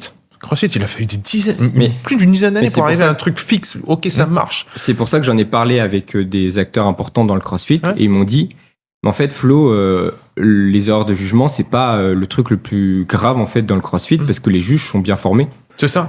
Et donc, on a suffisamment de recul pour savoir, ok, le standard en fait pour le squat, c'est vraiment sous la parallèle, etc., les dips, etc. Mais là, vous êtes encore dans les balbutiements, vous tâtonnez, et donc ça va arriver le moment où dire, ok, pour l'attraction on a trouvé, le dips on a trouvé, les squats on a trouvé, c'est bon, maintenant c'est bien. Et les erreurs de jugement qui étaient là, je sais pas moi, aller à 5% d'écart, mais c'est peut-être trop 5%. Ben en fait, on fait tomber ça à 0,5%, et on l'admet. On le met dedans et c'est bon. Et on en revient aux extrêmes en fait, sans touchant les extrêmes à ton niveau, les erreurs que tu peux corriger. Et ces erreurs correction. Il faut passer par là, donc t'as été un peu le sacrifié malheureusement par rapport à ça. C'est ce que j'osais pas dire. Hein. T'as malheureusement été le truc de jurisprudence. Ok, la première c'était Flo, il se l'est pris. Bon, mais comme le rugby avec les mêlées quoi. Maintenant c'est vraiment ultra ordonné pour pas qu'il y ait de blessures. Avant les mecs se rentraient dedans violemment quoi. T'avais des nuques brisées, des mecs qui étaient aplégiques. Mais il faut passer par là pour comprendre ok la règle est importante parce que sans la règle il y a des dépassements. Ouais, exactement. Ouais, dans tous les sports, c'est comme ça. Et même après, il y a même cette notion avec le dopage, c'est pareil. En fait, s'il n'y a pas de règles, ben, il y en a qui vont essayer de tricher, il y en a qui vont pas se faire avoir, etc. Et moi, je suis pour un sport propre, en fait, parce que moi, j'ai jamais compris ça. Dans ce cas-là, moi, je pars du principe qu'il faut jouer avec les mêmes règles, en fait. Sinon, moi, je veux pas jouer, ça sert à rien. Ouais. Et du coup, par contre, tu peux jouer avec que des dopés, il y a pas de souci. Par contre, tu laisses les mecs qui veulent pas se doper entre eux, en fait. Et tu mélanges pas. Et c'est là, quand il y a du mélange, dans tous les sens, mais ça me perd cette motivation, ça perd cette flamme, et ça, je veux surtout pas. Donc. Et aussi, qu'est-ce que le dopage? Ouais, voilà. C'est la question, parce que je crois qu'au tennis, c'est la caféine, c'est un dopant. Ouais, je crois que les arbitres, comme quoi, c'est décrit comme étant un dopant. Dans quel au tennis. Ah ouais.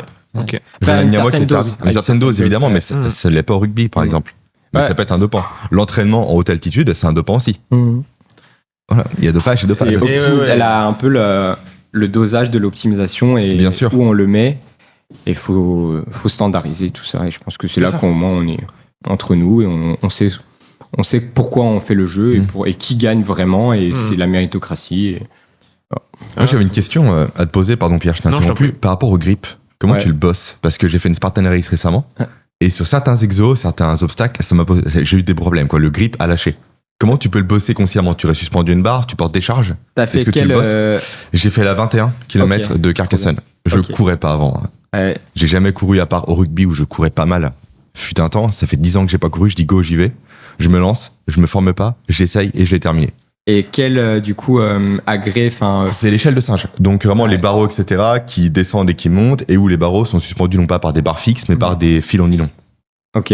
Donc Ouais, une ouais. ligne C'est plus un métallique. trapèze que- C'est un gros. Ouais, quasiment. Et l'échelle a fait. hop, et Elle après monte. ça. En fait, tu pars d'en haut, tu remontes, après tu redescends, tu remontes. Et t'as pas fait celle où t'as une échelle comme ça et quand tu passes au milieu, elle se retourne. C'est là j'ai réussi à la passer. T'as réussi? Bah, Ouais. C'est là que j'ai loupé moi.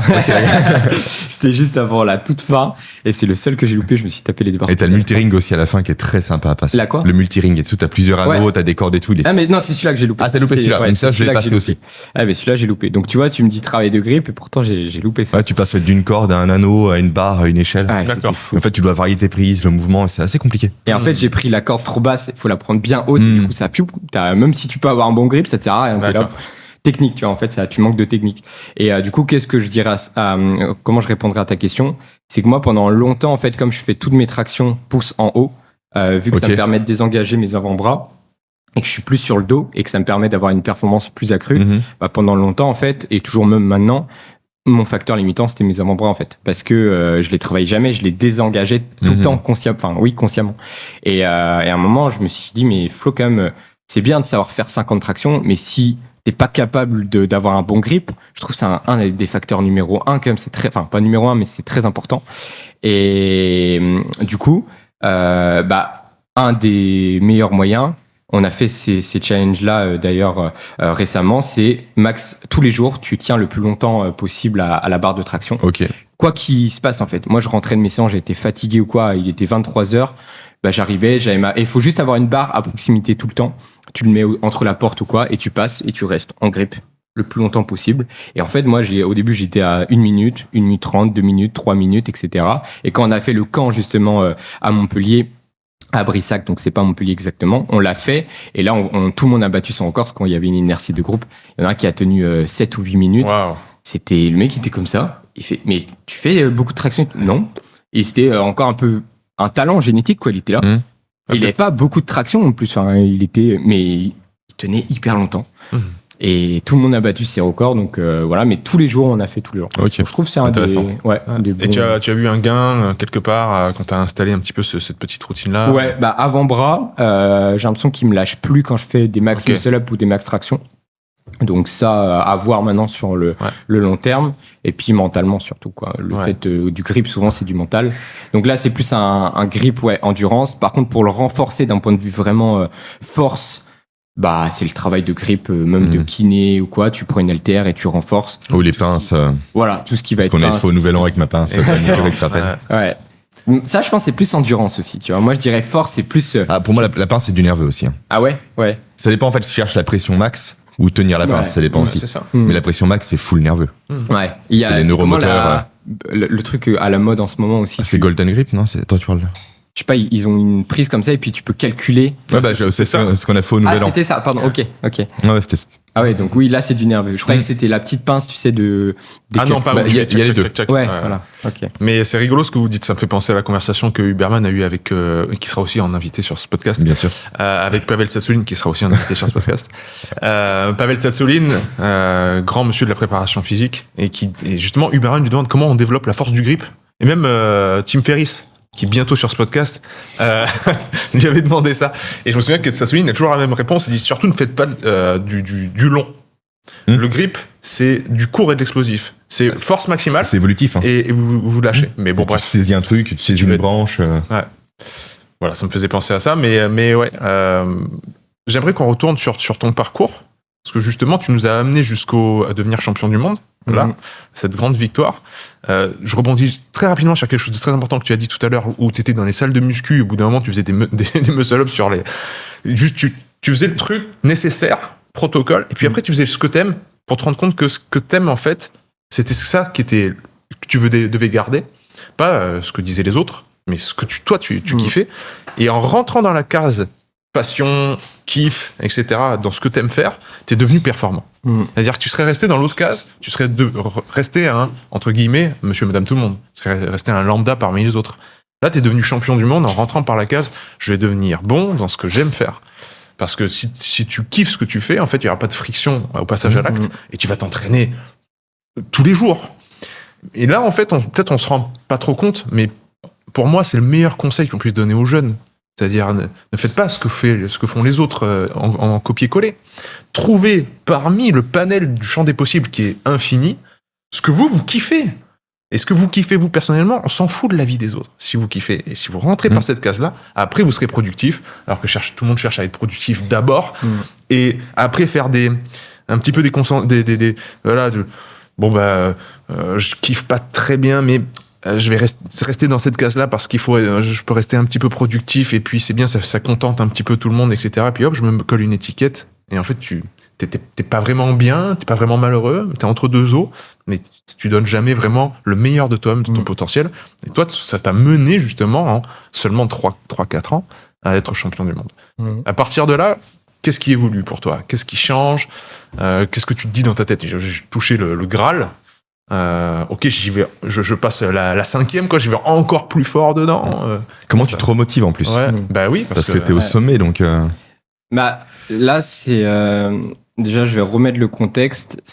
Donc on était les 16 meilleurs de la planète. Donc il y avait du Biélorusse, mais c'était quand même très Europe quand même, tu vois, des Espagnols, parce que en fait, et là il y a un continent qui n'est toujours pas, et c'est ça que je comprends toujours pas, c'est que ça vient de là-bas, États-Unis, mais les Américains sont pas là encore. Okay. Et je me dis toujours pas. Non. Ouais. Par contre, les Mexicains sont très très forts, et là je prépare justement une compétition au Mexique le fin juillet. Et ils sont très très forts, et ça va être dingue. C'est sur 3 jours, style CrossFit et tout. C'est très très puissant. Okay. Et ils sont en passe, j'ai l'impression de revivre le même truc que j'ai vécu en 2019. Ils sont en avance sur un truc, et j'ai pris l'opportunité. Il y en a plein qui ont été invités en fait. Et ils ont pas pris l'opportunité, et je comprends pas ça, alors que je sens qu'il y a un truc très très très fort qui peut arriver. Et on pourra en revenir. Ce qui te fait penser à ça, c'est par rapport au format de l'épreuve? C'est un nouveau format. D'accord. En fait, c'est mieux parce que les battles, on se rend pas compte, mais c'est comme un tournoi de tennis, c'est tellement dur, ou comme un tournoi de judo. T'arrives, tu peux te faire jarter direct, en fait. Oui, parce que dans la même journée, tu vas passer plusieurs fois. Ah oui, c'est ça. C'est moi, quand j'ai fait en Italie, c'était le premier, c'était pas un battle, c'était un max rep, mais en format quand même 1 contre 1. Donc ça, déjà, c'est même pas le format battle, donc faut te préparer à ça. Mais si tu tombes contre un gars qui est très fort en traction, et que toi, t'as un point faible traction, t'es mort. Donc faut avoir le moins de points faibles. Et après, tu passes au battle. Mais après, t'as un deuxième battle, et après, c'était cool, c'était sur 2 jours, tu te reposes, et le dimanche était demi-finale, finale. Mais on se rend pas compte, c'est tellement dur, tu fais des on-off tout le temps. C'est vraiment un tournoi, et c'est pour ça qu'on se rend pas compte des tennisman. Roland Garros, les grands chelems, mais c'est des trucs de malade mental. Ils font des matchs des fois à rallonge de 5 heures, et ils rejouent le lendemain. Mais je sais pas si on s'en rend compte. On s'en rend pas compte, bien sûr.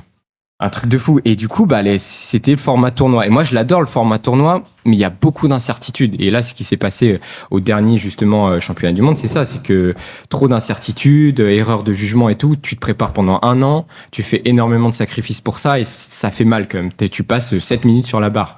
Youhou. Alors que là, au Mexique, et donc ça va être, je crois que c'est la 4e édition qu'ils font. Là, c'est incroyable, c'est sur un stade de foot. Il y a des barres de traction, et partout, c'est comme un peu CrossFit, quoi. CrossFit, ils sont tous sur des lignes. Là, moi, j'ai été sélectionné en élite, donc c'est le niveau le plus haut, et on est 25. Le niveau mexicain est très très très très très fort, et pour le coup ils sont très propres aussi, parce que les précédentes éditions, la forme était pas là, quoi, parce qu'ils sont en train de tester aussi, donc il faut leur laisser la chance. Mais là, je le sens, parce que je lui ai dit à l'organisateur, si les juges sont stricts, vous êtes en passe de faire un truc mais stratosphérique, et l'année prochaine il va y avoir beaucoup de monde, parce que les images sont folles. On est tous en front lever sur une cage là. C'est un visuel de dingue, et il y a des one arm pull up, il y a des muscle up, donc c'est vraiment, il y a tout en fait, il y a tout. Et même l'année dernière, je sais pas, là tous les workouts sont pas sortis, mais les années précédentes, il y avait des handstand walk, il y avait des handstands, il y avait des pistol squats, et du coup il y avait du montée de corde, donc des fois ça a été un peu décrié sur mais il y a un peu trop de trucs. Donc là, on va voir. Pour l'instant, les workouts, il y en a 4 qui sont sortis. Donc ça va être sur 3 jours, 2 à 4 workouts par jour. Et en fait, tu gagnes par rapport à ton score. Donc si t'es premier du workout, comme au CrossFit, quoi. Si t'es premier du workout, t'as 10 points, je dis une connerie. Si t'es dernier, t'as 1 point.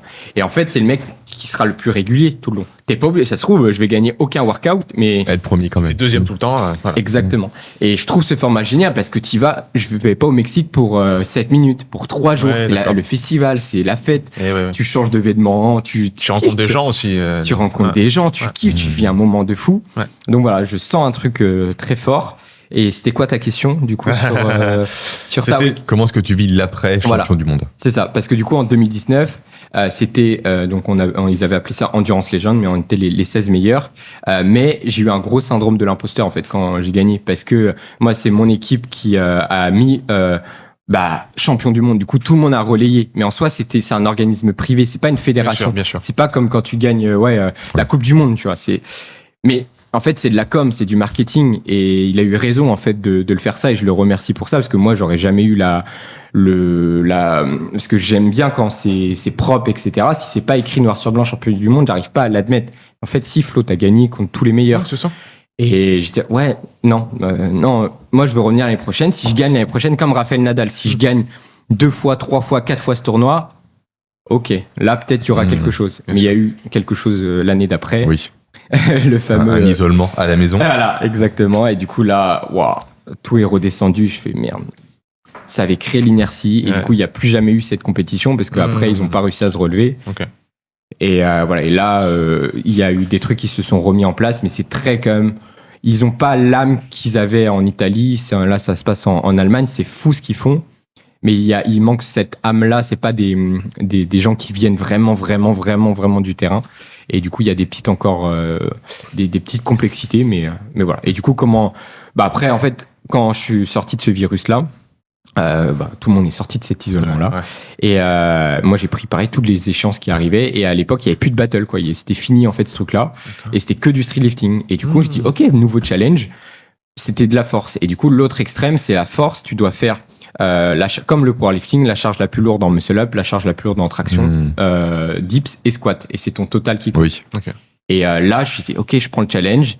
Et je me dis, attends, si je gagne, je suis champion en endurance. Et si je suis champion en force, il y a personne au monde qui a fait ça. Là, par contre, je me regarde devant une glace, je fais, là, je suis fier, là, je suis vraiment fier et ça sera la première fois que je pourrais le dire. Et je me prépare tout seul. Je m'auto-prog. Je sens que je suis hyper aligné. Je sens que je fais des trucs de fou. Et petite élongation au pec parce que manque de mobilité au niveau des épaules. Et là, je me dis, ça va être chaud je pourrais pas sortir la charge que je voulais en dips, c'était de base 115. 115 en dips. Ouais, et au poids du corps, t'es à 66 à l'époque. 66. Là, je suis plus lourd, mais. Et je savais que j'allais pas pouvoir le sortir. Mais si je sors 115, je fais premier ex aequo normalement. Et c'est au poids. Et du coup, c'était contre Ashura. Et normalement, je fais premier. Et là, ça aurait été n'importe quoi. Et mais voilà, je pense que ça devait pas se passer comme ça. Et au final, je fais que 105 parce que. Pardon.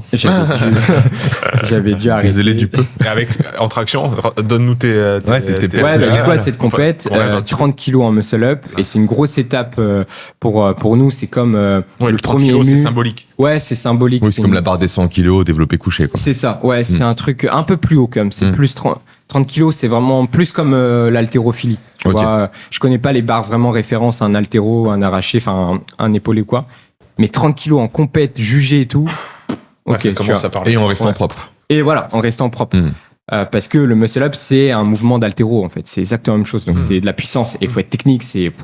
Du coup, 30, 80 en traction et 105 en dips et 160 en squat. Mais on avait droit, du coup, comme ils étaient inspirés du powerlifting, on avait droit à la ceinture et à la barre un peu plus basse, quoi. Donc, en fait, j'étais à 130, j'ai mis la barre basse, je suis passé à 140, j'ai mis les équipements, je suis passé à 160. C'est aussi simple que ça. Donc, j'ai pas non plus trop gagné, quoi. Et toi, qui as côtoyé les meilleurs, ils ont tous, entre guillemets, ta morpho-anatomie. T'en as pas des grands qui font 2 mètres. Il y a des catégories maintenant. De poids. Ouais. Quand même. En fait, moi, en battle, il n'y a pas de caté. Ok. Donc c'est comme au tennis, comme au crossfit. En fait, et je trouve ça trop stylé parce que ça crée un profil type. Et on voit comme le crossfit, c'est des mecs énormes, balèzes, etc. Oui, au-dessus d'1m85, tu comprends bien qu'il sera pas champion. Ouais. Oui, bien sûr, où il a les très longs bras, il peut pas, tu vois. Il sera bon, certes, mais c'est pas possible. Pas numéro 1. Et nous, c'est plus 1m75, je dirais. Mais quand même bien tassé, bien volumineux. Presque trapu, segment court, bras court. C'est ça. Et du coup, j'aime trop analyser ça aussi, voir qu'est-ce qui en ressort de ça. Et peu large d'épaule aussi, je pense. Ce sont l'effet de levier quand même différent. Peut-être, ouais. Ça, je suis pas bon en biomécanique. Si t'es bon là-dessus, je suis chaud. Mais chaud de me faire former. Mais ouais, peut-être surtout avant-bras en fait. Tu vois que surtout les tractions, il y en a, ils font ça quoi. Et ils sont déjà passés en haut en fait. Oui. Et du coup, c'est ça la stratégie, c'est t'écartes beaucoup plus et du coup plus t'écartes, moins t'as Tu réduis l'amplitude du coup. Sauf que du coup, on dit il y a une amplitude max, sinon ça c'est pas bon quoi. Mais voilà, comment j'ai rebondi là-dessus, juste challenge par challenge et je me suis dit bah ok, là c'est la force, ouais, pas de souci. Maintenant c'est l'endurance, ok, on y va. Et là je suis enfin libéré parce que je m'étais mis la pression à cause de ça en fait. Flo c'est le champion en 2019, l'étiquette. Mais les gars, c'est juste j'étais aligné ce jour-là, mais je suis comme vous et j'ai pas encore beaucoup d'expérience, etc. Et du coup, je me mettais une pression, je refusais des compètes, etc. parce que je me dis, ouais, mais c'est mon image, c'est mon identité qui va en prendre un coup.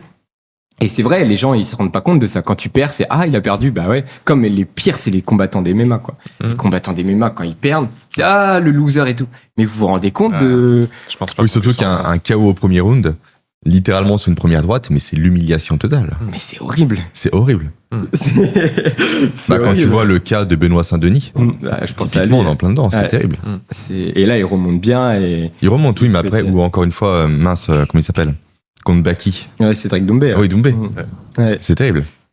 Mais je trouve qu'il est chaud là-dessus, il arrive à bien rebondir, mais ouais, c'est... Il faut un gros mental quand même, très gros mental. Surtout de nos jours, dont t'es exposé sur les réseaux, etc. Parce qu'à une époque où il y avait, sans doute, t'étais seul dans ta bulle, etc., les boxeurs de l'époque, peut-être que, t'avais juste ton entourage qui, fallait que tu te remettes. Mais là, c'est tous les médias. Alors oui, après aussi, ça passe très vite. Comment ? On en parle beaucoup, intensément, Oui, mais très peu de jours après, c'est oublié. Oui, mais c'est même plus que ça, c'est mentalement. Oui, mentalement, tu veux te dire. dis que tout le monde pense ça de Oui, toi. que parce demain, que toutes les couvertures seront ça, les posts, etc. Tu te sur fais une X. idée. En fait, les gens s'en foutent. Ils passent à autre chose après. Ils ont leur vie déjà à gérer. Mais non, toi, dans ta tête, tu te dis, mais j'ai perdu.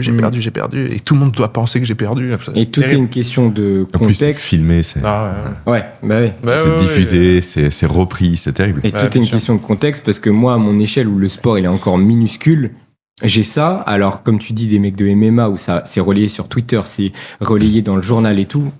Et où en plus, il y a un enjeu financier énorme. Exactement. Et une carrière qui est très courte. La pression. Là, on se rend pas compte, mais encore une fois, faut l'incarner, le vivre pour le ressentir. Et tout le monde ne peut pas. Et du coup, faut pas rejeter aussi la faute sur les gens. Moi, des fois, j'ai pu le faire. C'est mais ils comprennent pas, etc. Ouais, mais ils vivent pas ton truc. Donc, continue d'incarner, continue d'être présent, et puis Bien sûr. les meilleurs comprendront. Et puis voilà. Et puis tu peux pas leur en vouloir. Il faut essayer de communiquer. Des podcasts comme ça permet aussi de mettre des mots sur tout ça, quoi. Bien sûr. Je te connais beaucoup moins que Pierre. T'as jamais pensé, toi, à ton niveau, à créer ta compétition? T'as dit très précédemment, on l'a fait ça, je pensais On y ça, arrive. comme on dit.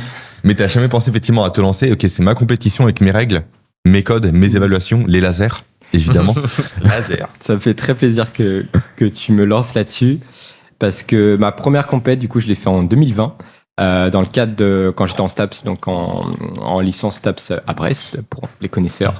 Et on avait un projet pro à faire, et c'était un projet, un projet pro, professionnel. Et on s'est réunis à 4, c'était des groupes, quoi. Et j'aurais dit, les gars, moi, je suis chaud. Les battles, vous avez vu, ça m'a fait vibrer de ouf en 2019. J'aimerais proposer ça en France. Et ça serait peut-être la bonne opportunité, ce projet pro. On a du temps, au lieu de qu'on fasse un truc qui nous anime pas. Tout le monde a fait des courses, des trucs. C'est super, mais c'était pas leur projet, quoi. Et je me suis dit, là, les gars, on a un truc de fou. Et tout le monde est allé à fond là-dessus, parce qu'en plus, ils pratiquaient aussi un petit peu. Et du coup, on a fait ça à Rennes. Et tout était aligné, c'était super. Je suis allé chercher des sponsors et tout, c'était trop cool. Et j'ai eu 12. On a eu 12. J'ai fait, alors que on a Ne jamais écouter ses professeurs, c'est la loi terrible. de l'école, de l'éducation. Sauf quand t'es François 1er. Il te Vinci, Pas tu peux faux. te dire, ok, c'est bon, Bon, je peux. peut-être. ouais, j'ai pas compris. On a fait Instagram et tout était parfait. On s'est dit, parce qu'on a les résultats de partiel à la fin, quoi. On s'est dit, mais ça, on a fait. On a cartonné. On a Ouais, cartonné, 18, les gars, 19, super. 20, Ouais. ouais. Vous pouvez être fiers de vous et tout. Incroyable. On regarde 12. Qui est le professeur? Celui que j'ai battu en finale. Ah, d'accord. Et voilà, et d'autres où c'était pas du tout leur projet, ils faisaient des trucs que tous les gens faisaient tous les ans. Ils ont eu 18, 19, des courses. En fait, ils reprenaient le Tu truc. sais pourquoi tu as eu 12 du coup, ou t'as pas le Non. fin mot de l'histoire? Juste t'as 12. C'est Ouais. tout. Sortez ok, trop du cadre. Système Si scolaire. tu quoi. fais une course à pied, c'est bien ça. Hop. Ouais. Ok, d'accord, je comprends. Ouais, mais ça m'a mis un petit coup quand même. Mais je pense que ça m'a renforcé aussi de fais ton truc. Et les vrais reconnaissent vrai, ceux qui. Et du coup, voilà, donc j'ai fait ma première échéance là-dessus. Et après, non, j'ai donné beaucoup pour les compètes parce que ma casquette numéro 1, ça sera toujours pour l'instant, jusqu'à je sais pas quel âge, mais ça sera athlète. Donc je veux me challenger, je veux évoluer. C'est le meilleur des tests, la compétition sportive. Donc je sais tout ce que ça demande d'organiser une compétition et ça m'a permis de le vivre aussi. J'étais sous l'eau et tout, mais j'ai trop vécu le truc. Donc je me suis dit, c'est peut-être pas encore le moment. Et là, avec ce qui s'est passé au dernier championnat du monde, où je me suis fait voler le premier battle, ce que je perds à 1 seconde, mais en soi, erreur de jugement, ils se sont même pas excusés, etc. Donc ces 2 organisateurs et du coup une des organisatrices, quand on m'a annoncé que on n'allait pas refaire le battle, je me suis effondré, je suis parti dehors et là je l'ai vu aussi, elle s'est effondrée aussi. Et on était tous les 2 dehors, c'était un moment hors du temps, quoi. Et je suis allé la voir direct. Du coup, mes larmes se sont arrêtées. Elle fait, oh non, mais ça, moi, c'est rien du tout, en fait. C'est juste l'émotion. Et je suis allé la voir et je l'ai serrée dans mes bras et je lui ai dit, oui, mais c'est ça, l'entrepreneuriat, en fait. Comme moi, l'athlète, t'as des hauts et des bas. Vous, c'est pareil. Donc, vous inquiétez pas pour moi. Je vais me relever là-dessus, mais ça m'a donné la force et je remercie lui, ça serait très intéressant de l'avoir en podcast. C'est un des coachs de Léo Urban. Je sais pas si vous connaissez notre ami Steve Gentil, je connais bien, ils sont amis. Le boss. J'ai eu la chance de rencontrer un de ses coachs, donc Michael Aparliccio, un Corse, donc qui était présent à notre camp à Bali. Et lui, c'est un dompteur de serpents. Wow. Il est trop fort et surtout, il fait de la survie dans la jungle, etc. Il monte aux arbres, etc. Et c'est avec Ayam Tarzan, non, pas Ayam Tarzan, Tarzan quelque chose. D'accord. Et Léo Urban et Michael, ils devaient aller voir les orang-outans justement en Indonésie. Michael l'a vu, il s'est fait, il vous racontera, mais il a une anecdote très très croustillante. Ça sera super de l'avoir.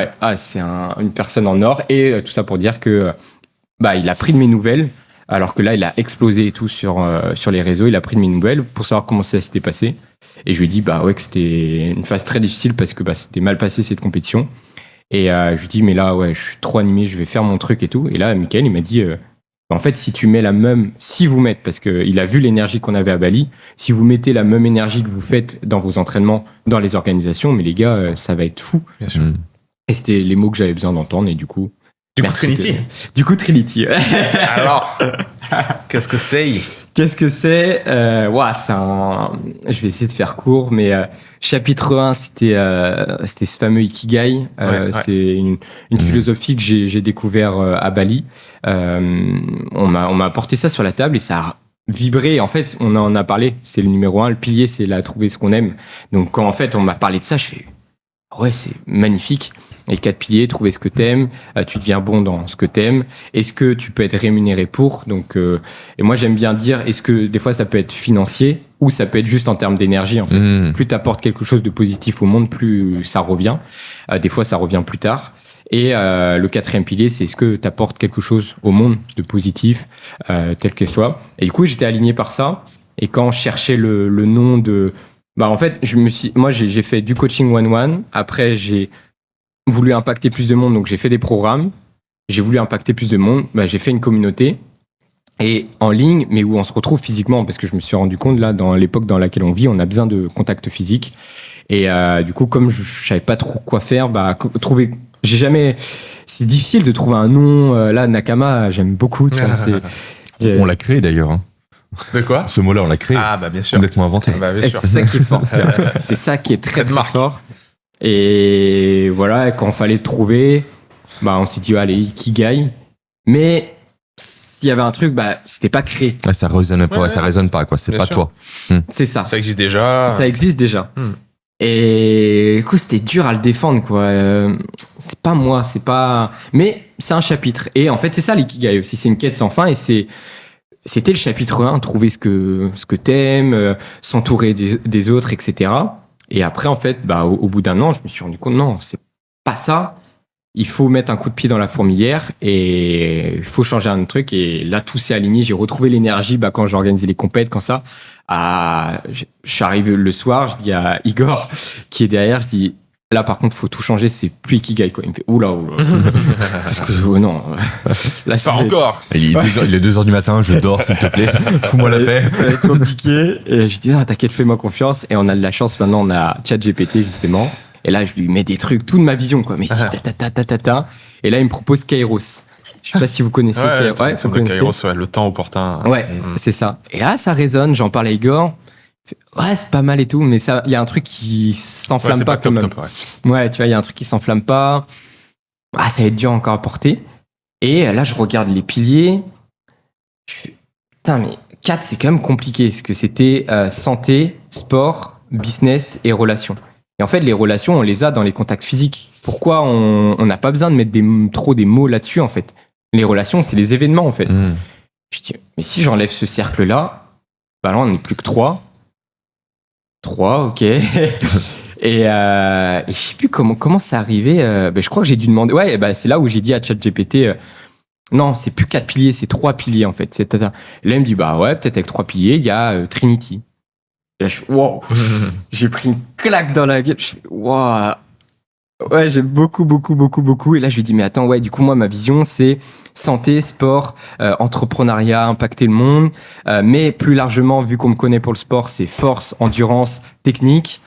Ouais, bah oui, ça va dans la Trinity et tout. Je fais, wow. Et la Trinity, il y a un N au milieu. À côté, c'est 3 lettres. Je fais, wow, non, mais là, tout est lié, c'est pas possible, là. Ça crée un triangle, donc l'équilibre au milieu. Je fais, wow, là, il y a un truc qui est en train de s'enflammer, là. Et voilà, je laisse passer le truc, j'arrive plus à dormir. À un moment, à 3h du matin, je fais, mais si, c'est ça, Flo. Je renomme le Instagram Trinity, les gens, ils se réveillent le matin, personne n'a compris. Ils disent, mais t'es abonné à ce compte-là? Je comprends pas, c'est quoi Trinity, machin. Le système, je voulais faire Trinity System, parce que moi, j'aime bien le mot système, j'ai toujours fonctionné en truc global, quoi. Trinity System, c'est déjà pris sur Insta. Du coup, je faisais ça à l'époque sur Call of Duty. J'ai mis un 3 au lieu du E. Et voilà. Je sais pas, j'aime trop ces trucs-là. Magnifique. Ça a vibré. Je vibre de partout en ce moment parce que j'ai l'impression d'avoir trouvé un truc au bout de 9 ans. Et... Trop bien. Et voilà. Trop bien. 9 ans, c'est 3 x 3. Hein. Mais... Donc dis-nous en fait, qu'est-ce qui va changer dans Trinity qui n'était pas là avant dans les autres épreuves? Est-ce que c'est vraiment un nouveau sport? Est-ce que c'est une nouvelle compétition? À quoi ça tient? Ouais, là j'ai pas peur de le dire et ça va tourner autour de ça la com, parce que là où j'ai l'impression que ma zone de génie, c'est depuis tout petit, là où j'étais bon, c'était raconter des histoires, et en fait la communication, le marketing, c'est raconter des histoires, bien packager les trucs, et en fait il faut le dire, le dire haut et fort. Ouais, je vais créer un nouveau sport en fait. Et avant, j'avais pas du tout les épaules parce que je disais non, si, je vais créer un nouveau sport. Point. Et du coup, ce nouveau sport, et c'est comme ça qu'on me connaît. Je vais pas aller. Et Ikigai, c'était ça. On était un peu trop sur. On va vous aider à apporter quelque chose au monde. On vous a apporté à gagner mieux votre vie. Mais non, ça doit être une conséquence. Ça doit pas être. Non, ça doit être une conséquence. Par contre, moi, là où je peux vous aider. L'entraînement, je le connais par cœur, ça je peux vous aider. Et c'est la meilleure des écoles de la vie selon moi, le sport. Et en fait, je vais rentrer par cette porte-là. Et du coup, tout commence, donc le slogan, c'est tout commence par la force, parce que si t'es pas capable, tu parlais du grip, de l'explosivité. L'explosivité, c'est atteindre des hauts niveaux de force le plus rapidement possible. C'est le feu, c'est let's go. Un muscle-up, c'est ça. C'est être explosif et en fait, tu atteins un niveau de force suffisamment haut très rapidement et du coup, tu passes au-dessus de la barre. Donc, tout passe de ça. C'est cette intention aussi, tu vois. Tout est dans l'intention. Donc, tout commence par ça. Mais là où les gens abandonnent, c'est avec la qualité, selon moi, c'est comme ça qu'on m'a connu, c'est l'endurance en fait. Et tout se forge par l'endurance. Donc, si tu t'es pas un forgeron, si tu abandonnes au moindre obstacle, tu n'iras pas bien loin. Et la finalité, c'est tout s'exprime par la technique, comme on en a parlé tout à l'heure, en mêlée ou quoi sur du rugby. Si t'es pas technique, tu vas faire des erreurs, tu vas te fatiguer. Si sur ta Spartan, t'es pas technique, t'attrapes la corde trop bas et au lieu de la prendre trop, tu vas pas réussir. Donc même si t'as un niveau de force de dingue, t'auras rien du tout. Et en fait, la finalité, c'est Trinity, parce que t'as force, endurance, technique, et au milieu, c'est Trinity. Et pour moi, c'est l'art, en fait. C'est l'art, c'est le flow, c'est le mojo, c'est je sais pas comment tous les synonymes de ça, c'est t'es aligné à 100% parce que c'est bon, t'es dans le truc et laisse-toi porter par ce qui te fait vibrer. En fait, c'est là que tu vas créer quelque chose et j'en suis sûr, qui vont prendre le bateau Trinity, ils vont créer des choses exceptionnelles. Et voilà. Et par exemple, un exemple typique pour ça, ce qui m'a fait connaître sur les réseaux un moment, quand j'étais à Lyon, j'ai pris la barre et j'étais Trinity parce que de base, c'est traction stricte. Tu vois. Hop. Là, j'ai pris la barre et je fais, vas-y, filme-moi là, je sais pas, je sens un truc.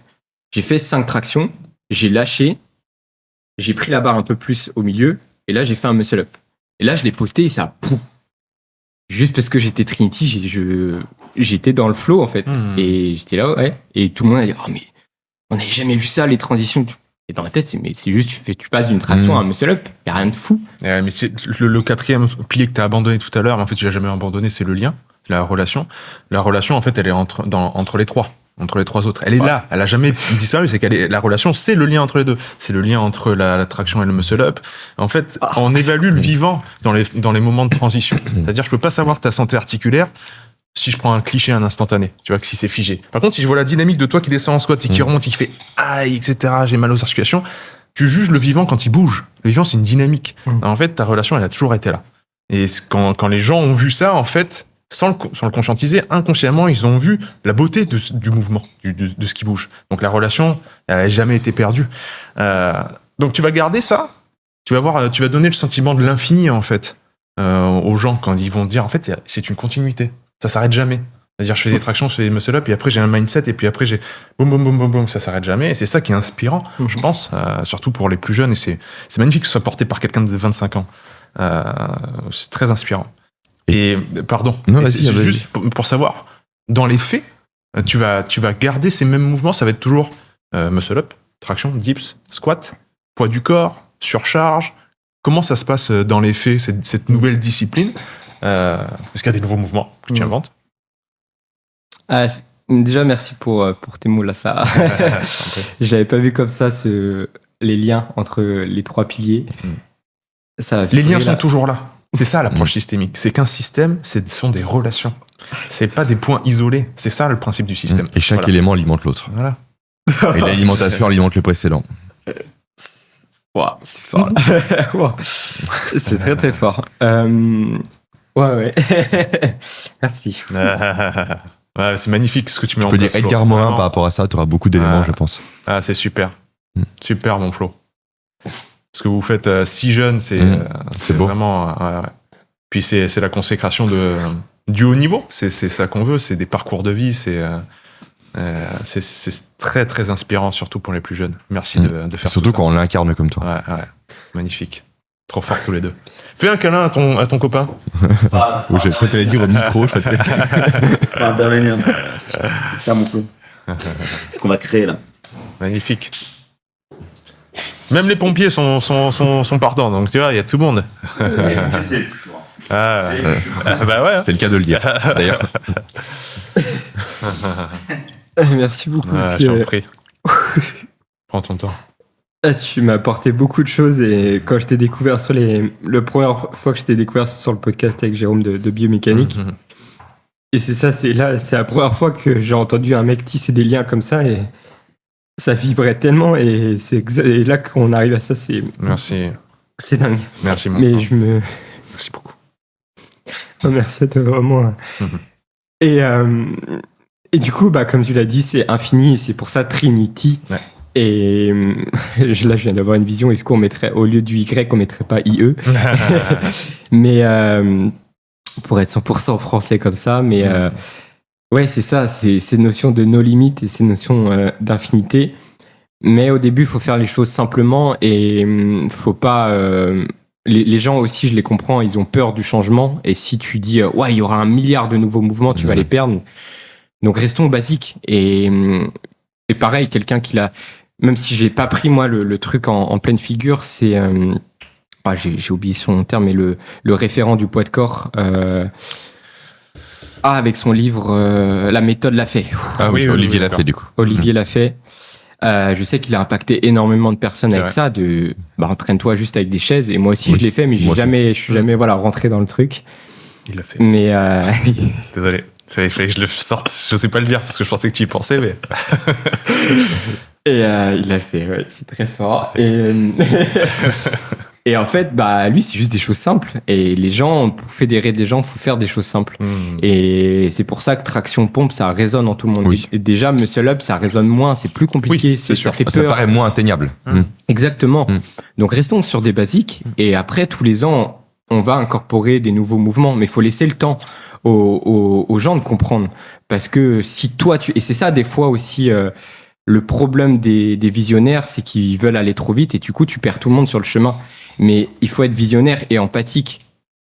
Comment tu le vois? Ah, ça va trop vite, là, t'es pas prêt? Ok, on attend un peu, on te le proposera quelques années plus tard. Mais voilà, si je te propose la vision, mais je serai toujours à l'écoute. Et souvent, c'est là où ça matche pas. C'est, ouais, j'ai le truc en tête, vas-y, on va faire ça. Ah, ils sont pas prêts, je m'en fous, ils vont s'adapter. Mais non, tu vas perdre les gens sur le chemin. Et du coup, voilà, c'est l'infini, donc c'est tous les mouvements au poids de corps. Et c'était ça le calisthenics de base, c'est tu peux faire des one arm, tu peux utiliser un anneau, tu peux faire des muscle up anneaux, tu peux faire des croix de fer, tu peux faire des handstands sur un anneau, tu peux faire des pistoles, tu peux faire des saltos, tu peux tout faire. Mais calmons-nous, mais ça sera les élites. Et là, c'est ce que CrossFit... un peu des niveaux. Ouais, exactement, d'accord. C'est ce que CrossFit a très bien fait. Sûr. T'as le truc à atteindre, comme on revient, la boucle est bouclée avec des animés, en fait. C'est le truc à atteindre. C'est te transformer, c'est le Kamehameha, tu vois. Mais c'est ce qui te donne le potentiel de passer à l'action. Mais ça, est-ce que tu l'atteindras? On sait pas, tu vois. Mais on va montrer l'exemple et on va l'incarner et on fera tout pour. Mais par contre, il y aura des niveaux. Donc, ne vous inquiétez pas. Les débutants, on va prendre soin de vous et vous allez, que vous ayez 20, 30, 40, 50 ans. Je pense à Alain, je sais pas si vous connaissez. Oui, le monsieur le qui fait d'un certain âge. Ah oui, d'accord, oui, je vois. Oui. Magnifique. Quelle inspiration. Bien sûr. Grosse inspiration. Je sais plus quel âge il a exactement maintenant. Vous pouvez, il me suit. Pourquoi pas, il serait très intéressé. Cool, c'est une super personne. Et oui, j'ai jamais rencontré, mais en tout cas, ce qu'il partage est magnifique. Et voilà, lui, il a commencé tard, je crois aussi. Et donc, il n'y a pas d'âge pour commencer. Et c'est ça la méthodologie aussi qu'on est en train de créer. C'est une méthodologie accessible à tous, un système accessible à tous. Et c'est qui s'adapte, en fait. Et c'est pas, non, tu dois faire comme ça. Tu dois pas faire comme les sportifs de haut niveau au début si tu débutes, en fait. T'es pas Rafael Nadal, calme-toi. Voilà, moi, c'est ça. Et là, tout est aussi bouclé.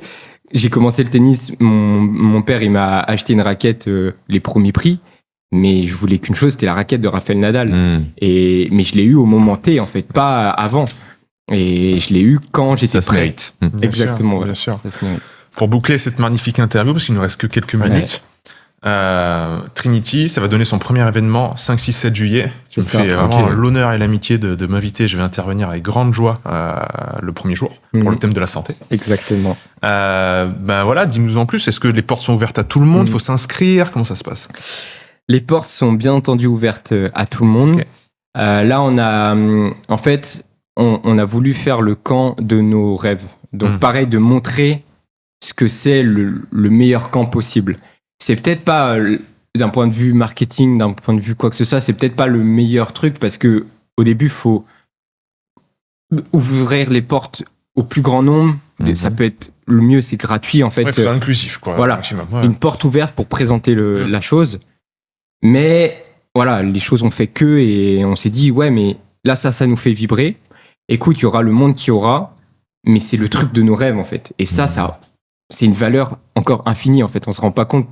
Et ça, les gens ne se rendent pas compte tant qu'ils n'ont pas vécu. C'est comme le premier jour où je suis allé à Roland-Garros, c'est pas comme quand tu regardes à la télé. Bien sûr. Comme pour un concert de musique, etc. Ça n'a rien à voir. J'ai jamais autant vibré de ma vie. J'ai vu, j'étais venu à la porte ouverte, porte ouverte.